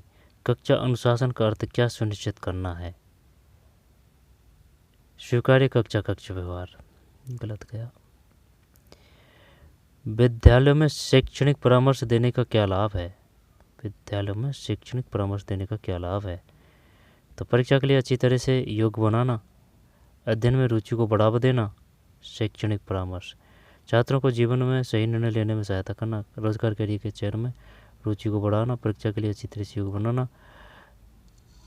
3 करते हैं, ये तो होना चाहिए सही, पहले भी आ चुका है ये कौन सा है? 71 में 3। और छात्रों को जीवन में सही निर्णय लेने में सहायता करना। फिर निम्नलिखित में कौन सा सामुदायिक अधिगम का एक उदाहरण है? सामुदायिक, तो फिर क्रिकेट खेल का मैदान तो नहीं करेंगे, सिनेमा हॉल, घर, स्थानीय सब्जी बाजार।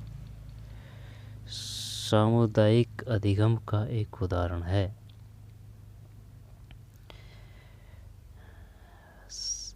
क्रिकेट का मैदान ही करते हैं क्या? तो इस प्रकार के क्वेश्चन आया था, गलत हुआ था भाई। वो कौन सा सामुदायिक अधिगम का एक उदाहरण है? सामुदायिक की बात है, ठीक है। और स्कूल है जो मैदान है जो स्कूल में होता है, ठीक है, समुदाय से नहीं होता है। समुदाय को क्या बोलते हैं? समुदाय को बोलते हैं कम्युनिटी। कम्युनिटी, तो कम्युनिटी किससे बनेगी? घर, यहाँ पर स्थानीय सब्जी बाजार करेगा, तो क्रिकेट का ये हटा दे। तो सिनेमा हॉल भी तो कर सकता है, तो फिर सिनेमा हॉल अगर करें तो सामुदायिक अधिगम का एक उदाहरण है। चलो घर ही कर देते हैं, है ना। देखते हैं इसमें क्या मानता है। 72 में हो सकता है कुछ भी। 4 ये भाई सब्जी है ना, सब्जी है, कोई बात नहीं। स्थानीय सब्जी बाजार है, स्थानीय सब्जी बाजार है, कम्युनिटी।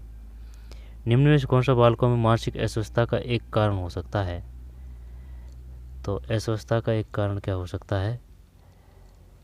जब हार्मोन असंतुलन, ये तो कोई दिक्कत नहीं है। फिर संवेगात्मक व्याकुलता, मानसिक की बात है, संवेगात्मक है, हाँ ये हो सकता है। परंपरा और रीति रिवाज है परिवार का। जब सबसे बेस्ट तो ना ये है ना, परिवार का वातावरण, ये करते हैं। वातावरण, आनुवंशिकी और वातावरण का प्रभाव पड़ता है मानसिक अस्वस्थता पर। 4 करते हैं इसमें। बंदे ने 2 किया है, देखते हैं भाई। 73 में 1 है, 73 में 1 है। अरे यार, हार्मोन असंतुलन, कौन सा बाल को मानसिक अस्वस्थता का एक कारण हो सकता है? हार्मोन असंतुलन, अच्छा। मानसिक हार्मोनल इम्बैलेंस, इमोशनल डिस्टर्बेंस, ये तो कुछ पल्ले नहीं पड़ी बात। हार्मोन असंतुलन, हार्मोन, तो ये तो भाई जैसे कि फिजिकली होता है ना, शरीर से, अपन को मानसिक बताना है। अब ये माना तो माना है इसमें। 73 में एक ही है भाई। 74, विद्यालयों में बालकों मानसिक स्वस्थता को किस प्रकार बढ़ाया जा सकता है? खेल खेल कर, नियमित ध्यान और अच्छी पुस्तक पढ़कर, टीवी कार्यक्रम, शिक्षण भ्रमण करके। मानसिक स्वास्थ्य, तो नियमित ध्यान और अच्छी पुस्तक पढ़कर, चलिए यही करते हैं। 74 में 2 है, 74 में 2। फिर विद्यालय में पेशेवर स्वास्थ्य परामर्शदाता में क्या अनिवार्य गुण होना चाहिए? संवेग, सहानुभूति, परानुभूति, भाव शून्यता। पारा है ना, संवेग वगैरह तो भूल जा, भाव शून्यता भी भूल जा। अब यहाँ तो तू सहानुभूति कर, यहाँ कर परानुभूति कर। सिंपैथी एम्पैथी, सिंपैथी एम्पैथी कर दिया इसने, सिंपैथी एम्पैथी, सिंपैथी सिंपैथी। सहानुभूति तो जब जैसे कि कोई गरीब है या फिर कोई जैसे कि दिव्यांग है, या फिर जैसे कि कोई कमज़ोर है, पतला है, सहानुभूति परानुभूति करने की कोशिश करते हैं। ये जो 75 है 3 सही है भाई। परानुभूति, परानुभूति होनी चाहिए, ठीक है। परानुभूति मतलब ये होने को तो सहानुभूति भी सही है, लेकिन भाई जैसे कि आप सभी के साथ में अगर परानुभूति या दूसरे की अनुभूति होगी तभी तो आप कर पाएंगे। परानुभूति है।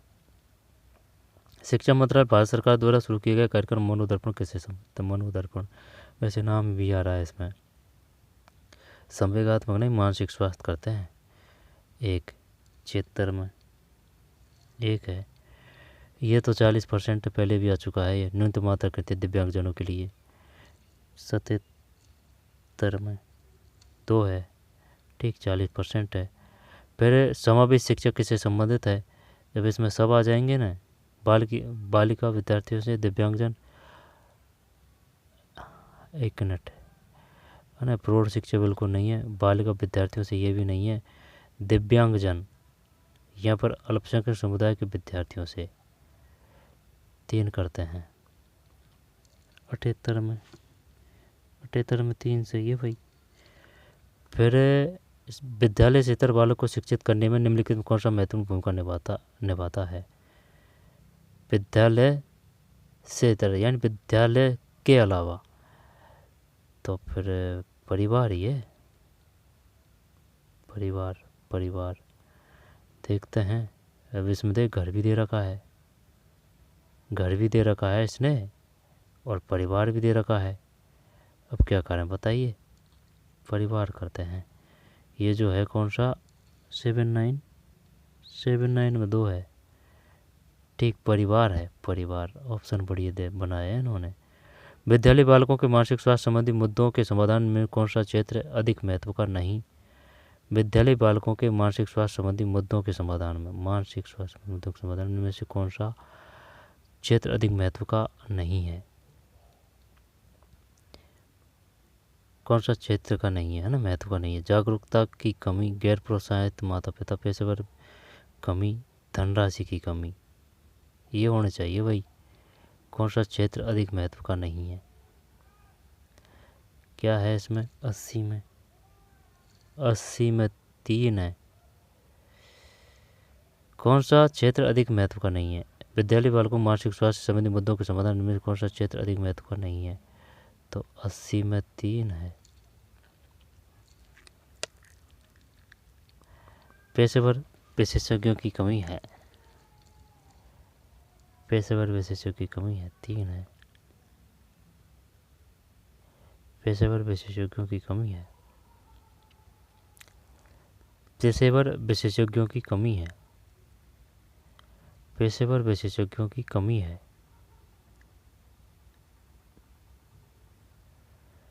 ये गलत नहीं है, ये गलत है, जबकि ये तो कुछ पल्ले नहीं पड़ रही है बात भाई। विद्यालय बालकों में मानसिक स्वास्थ्य संबंधी मुद्दों के समाधान में कौन सा क्षेत्र अधिक महत्व का नहीं है? 80 में 3 किया है इसने। वर्तमान भारतीय शैक्षिक संदर्भ में एक परावर्तित शिक्षक को क्या होना चाहिए, है ना? ऐसे भी नहीं है कि भाई ये जो 2-4 क्वेश्चन है ना, इनके भी गलत हो सकते हैं। ये जो EMRS है ना, इनके भी ठीक है। ये जो अपनी ये फाइनल नहीं है, लेकिन ज़्यादा से ज़्यादा 3 या 4 क्वेश्चनों में ही फ़र्क पड़ेगा, ठीक है। होने को तो आंसर की है, लेकिन एक तो पूरी बाड़ी आंसर के लिए करती है, एक मेन बाड़ी करती है ना, तो 3-4 क्वेश्चनों में ही फ़र्क पड़ सकता है। लेकिन ये मनोविज्ञान के क्वेश्चन है ना, इनमें कोई बुक कौन सी माने, कोई बुक कौन सी माने, लेकिन इनका मापदंड NCERT बुक रहेगा, ठीक है। वर्तमान भारतीय शैक्षिक संदर्भ में परावर्तित शिक्षक को क्या होना चाहिए? आदर्शवादी, नेचुरल, रियलिस्ट, आइडियलिस्ट, प्रयोजनवादी, रियलिस्ट यथार्थवादी, आदर्शवादी, प्रयोजनवादी, यथार्थवादी, यथार्थवादी करते हैं भाई 81 में। गलत है भाई, बिल्कुल गलत है। प्रयोजनवादी है, प्रयोजनवादी है, प्रयोजनवादी। वर्तमान भारतीय शैक्षिक क्षेत्र में परावर्ती शिक्षक को क्या होना चाहिए? प्रयोजनवादी, प्रयोजनवादी। 81 में 4 है, प्रयोजनवादी है। एक प्राथमिक स्कूल के एक अच्छे नेतृत्वशील अध्यापक को अपने सहकर्मियों के साथ निम्न किस एक पर चर्चा नहीं करनी चाहिए? नेतृत्वशील अध्यापक अपने सहकर्मियों के साथ राजनीति पर, उसके अपने स्वभाव पर चर्चा, बालकों की पारिवारिक पृष्ठभूमि पर चर्चा, अपने ये 3 करते हैं। 82 में 1 है, राजनीति पर चर्चा। नेतृत्वशील अध्यापक अपने सहकर्मियों के साथ निम्न किस पर चर्चा नहीं करनी चाहिए? ये नेगेटिव में लिया था मैंने, इस वजह से कर दिया है। ठीक है कि भाई जैसे कि कोई मीटिंग है उसमें वो टीचर ही टीचर है, इस वजह से तो राजनीति पर चर्चा ये नहीं आएगी। उसके अपने स्वभाव पर, बालकों की पारिवारिक पृष्ठभूमि पर, अपने प्राचार्य के स्वभाव पर चर्चा। नेतृत्वशील अध्यापक को अपने सहकर्मियों के साथ निम्न किस पर एक चर्चा नहीं करनी चाहिए? नेतृत्वशील अध्यापक को, नेतृत्वशील अध्यापक को, नेतृत्वशील अध्यापक को। स्कूल शिक्षा के संबंध में आवंटन, डिस्ट्रीब्यूटेड नेतृत्व क्या है? 83 में 2 है। जब एक शिक्षक अपने सहकारियों में न्याय संगत रूप से कार्य का बंटवारा करे, डिस्ट्रीब्यूटेड नेतृत्व क्या है? एक स्कूल योजना विकसित करने में किसकी आवश्यकता नहीं है? पिछले 5 वर्ष में स्कूल परिणाम के आंकड़े, शिक्षकों के योग्यता के आंकड़े, छात्रों के स्वास्थ्य रिपोर्ट का आंकड़े, अधिगमकर्ताओं की आनुवंशिक संरचना। चल 4 नहीं है इसमें तो। 84 आनुवंशिकता से तो क्या ही मतलब है? ठीक है, सही है, ये नहीं है।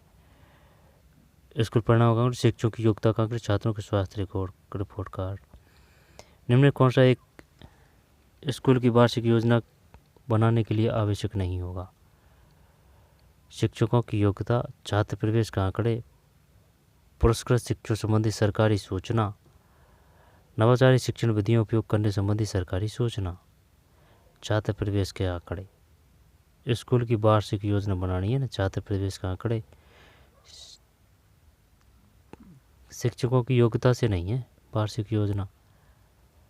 देखते हैं, पुरस्कृत शिक्षकों संबंधी नहीं, पुरस्कृत शिक्षकों संबंधी सरकारी सूचना, इससे वार्षिक योजना से क्या है? देखते हैं, 85 में 3 है। हाँ ये है इसमें ना, पुरस्कृत शिक्षकों से संबंधित सरकारी सूचना आवश्यक नहीं है। वार्षिक योजना, शिक्षकों की योग्यता, छात्र प्रवेश के आंकड़े, नवचारी शिक्षण विधि उपयोग करने संबंधी सरकारी सूचना। स्कूल की समय सारणी बनाते समय समर्थन में किस एक को कठिन विषय माना जाता है? समय सारणी, अंग्रेजी और गणित। 86 सही है, अंग्रेजी और गणित। फिर एक स्कूल का उपलब्धि संबंधी आंकड़े किस में सहायक नहीं हो सकते? एक स्कूल का उपलब्धि संबंधी किस में सहायक नहीं हो सकते?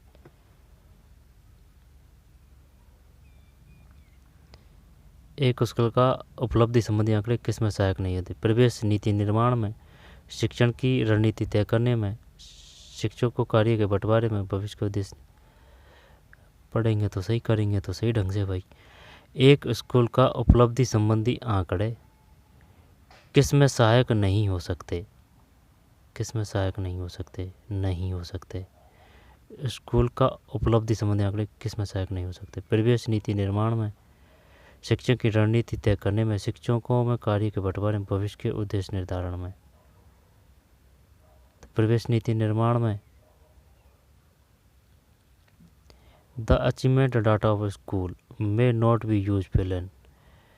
तो अगर स्कूल बढ़िया है तो प्रवेश नीति निर्माण में, शिक्षण की रणनीति तय करने में, शिक्षकों में कार्य के बंटवारे में, भविष्य के उद्देश्य निर्धारण में। 4 करते हैं। 87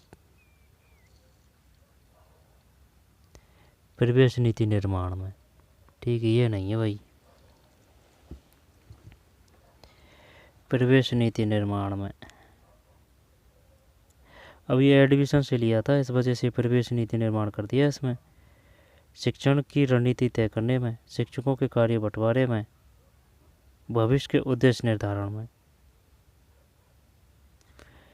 ये तो गलत गया भाई, नॉर्मल था वैसे भी। एक शिक्षक रूप में सर्वोत्तम प्रारंभकर्ता कौन है? श्री यदु अपने सभी छात्रों का आत्मविश्वास का धनात्मक रूप से बढ़ाने में सफल रहे। यही है बेस्ट। 288 2 है 89। आदर्श रूप में स्कूल विकास योजना बनाने का कार्य किसे देना चाहिए? प्रधानाचार्य, उप प्रधानाचार्य एवं स्कूल निरीक्षक को। प्रधानाचार्य, उप प्रधानाचार्य, स्कूल निरीक्षक। बिल्कुल नहीं, शिक्षक, अभिभावक एवं स्कूल के पास के लोग। स्कूल विकास योजना। प्रधानाचार्य पर 3 करते हैं। SMC 89 में 3 है। ठीक, 89 में 3 है। शिक्षक, अभिभावक संघ एवं स्कूल से पास हुए लोग, एवं स्कूल से पास हुए लोग। फिर एक स्कूल द्वारा समुदाय के साथ साझेदारी करने का सर्वोत्तम तरीका क्या है? माता पिता के साथ और अधिक बैठकें करना। एक स्कूल द्वारा समुदाय के साथ साझेदारी करने का सर्वोत्तम तरीका क्या है? समुदाय के प्रभावशाली लोगों को स्कूल आकर शिक्षकों के साथ अंतःक्रिया करने को कहकर। एक स्कूल शिक्षा हेतु समुदाय के प्रत्येक भाग में जाकर वहाँ के लोगों के मत व सुझाव लेकर। तो क्या ही करें इसमें? 2 कर दें? 3 किया है इसने, तो स्कूल शिक्षा हेतु समुदाय के प्रत्येक भाग में जाकर लोगों के मत व सुझाव लेकर। स्कूल आकर शिक्षकों के साथ। देखते हैं 2 या 3 में से ही होने को क्वेश्चन। 90 में ये तो लेट होगा। 90 में 4 कर रहा है भाई ये। समुदाय के ईमानदार अच्छे लोगों को सम्मानित करके। समुदाय के ईमानदार और अच्छे लोगों को सम्मानित करते। गजब। समानता लाने हेतु सर्वोत्तम माध्यम कौन है? समानता लाने सर्वोत्तम माध्यम कौन है? संविधान, परिवार, स्कूल, जन प्रचार प्रसार माध्यम। स्कूल है तो पहले भी आ चुका है। 91 में 3 है। स्कूल है ना, ये पहले भी आ चुका है। फिर NEP के हैं क्वेश्चन। अब 10। पाठचर्या भार कम करके भी समालोचना चिंतन को बढ़ाया जा सकता है, ये मत किस दस्तावेज ने प्रमुखता से दिया? 92 में 1 है, यानी कि NEP 2020 है। पाठचर्या भार कम करके भी समालोचना चिंतन को बढ़ाया जा सकता है, ये मत किस दस्तावेज ने प्रमुखता से दिया? NEP 2020। फिर निम्न में कौन सा कथन सही है? कौन सा कथन सही है? जब 1 है, 1 का मतलब है शिक्षण शास्त्र पाठचर्या का भाग है। कौन सा कथन सही है? पाठ्यचर्या शिक्षण शास्त्र का भाग। पाठचर्या शिक्षण शास्त्र का ही है, पाठचर्या शिक्षण से कोई संबंध नहीं है। कौन सा सही है? शिक्षण शास्त्र पाठ्यचर्या का भाग है। Pedagogy is part of A curriculum, सही है। फिर दक्षता आधारित अधिगम के विचार से क्या तात्पर्य है? स्कूल को अधिकतम संख्या में व्यवसायों से प्रशिक्षण का प्रावधान रखना चाहिए। देखते हैं क्या है। 94 में 2 है। प्रत्येक विद्यार्थी अपनी गति और अभिक्षमता से सीखे। ठीक है, दक्षता। प्रत्येक विद्यार्थी अपनी गति और अभिक्षमता से सीखे। लेकिन है ना, अब एक क्वेश्चन और गया था इसमें इसी प्रकार से कि भाई जो समावेशी शिक्षा है उसमें किस बात का वो है? जब उसमें है ना, जो बालक अपनी गति से सीखे, गति से सीखे। ठीक है, वो ऑप्शन उसमें गलत था भाई, है ना। तो ये है 94 में 2 है। प्रत्येक विद्यार्थी अपनी गति और अभिक्षमता से सीखे।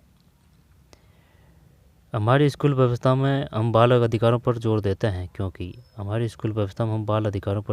क्योंकि बच्चे राष्ट्र की संपत्ति होते हैं। बच्चे अपनी आवाज़ नहीं उठा सकते। बाल व्यवस्था बहुत नाजुक और असुरक्षित होती है। बच्चे कम मूर्ख होते हैं। बच्चे राष्ट्र की संपत्ति होते हैं। हम बाल अधिकारों पर जोर देते हैं क्योंकि बाल अधिकारों। चल 3 करते हैं जब तो। 95 में 3 ठीक है भाई, बाल अधिकारों की बात आ रही है ना, तो बाल व्यवस्था बहुत नाजुक और असुरक्षित होती है। फिर प्रारंभिक स्कूल स्तर पर शिक्षा क्यों निःशुल्क दी जाती है? इसके द्वारा समाज के वंचित वर्ग शिक्षित किया जा सकते हैं। इसके द्वारा सरकार अपना कार्यक्रम आगे बढ़े। इसके द्वारा सरकार लोकप्रिय पा सकती है। तो करते हैं 96 में, तो सही है। इसके द्वारा समाज के वंचित वर्ग शिक्षित किए जा सकते हैं। फिर किसके द्वारा किसने सुझाव दिया कि लड़कियों की कक्षा 10 तक विज्ञान और गणित अनिवार्य रूप से पढ़ाया जाए? किसने सुझाव दिया लड़कियों की कक्षा 10 तक विज्ञान और गणित अनिवार्य रूप से पढ़ाए जाएँ? तो फिर 97 3, यानी कि कोठारी आयोग है। कोठारी आयोग है। फिर डाइट यानी जिला शिक्षा एवं प्रशिक्षण संस्थान की स्थापना किसकी है? 86 तो नहीं है इसमें, 98 में 1, 86 है भाई। डाइट यानी जिला शिक्षा एवं प्रशिक्षण संस्थान की स्थापना किसकी है? डाइट है, 1986। 2020 का मॉडल क्या है? जो नई शिक्षा नीति उसको 5-3-3-4, ठीक, 5-3-3-4। पाठचर्या की अवधारणा में कौन से अनुभव शामिल है? श्रेष्ठतम उत्तर चुनिए। पाठचर्या की अवधारणा में कौन से अनुभव शामिल है? श्रेष्ठतम उत्तर चुनिए। वांछित, अवांछित, नियोजित, अनियोजित अनुभव। पाठचर्या की अवधारणा में कौन से अनुभव शामिल है? नियोजित अनुभव करते हैं अपन तो, है ना, नियोजित अनुभव करते हैं। देखते हैं क्या है 99 में। 4 ही है भाई, 4 ही है, और इसका भी सही है ये, है ना। वांछित, अवांछित, नियोजित, अनियोजित अनुभव। पाठचर्या के अवधारणा कौन से अनुभव शामिल है? सभी है। फिर प्राथमिक कक्षा में तो आप किस प्रकार के मूल्यांकन का सुझाव नहीं देंगे? तो 100 में 4 है, ठीक है, सुझाव नहीं देंगे, ये नहीं देंगे। प्राथमिक कक्षा में तो आप किस प्रकार के मूल्यांकन का सुझाव नहीं देंगे? संकलनात्मक। तो चलिए मिलते हैं कोई और वीडियो में। धन्यवाद।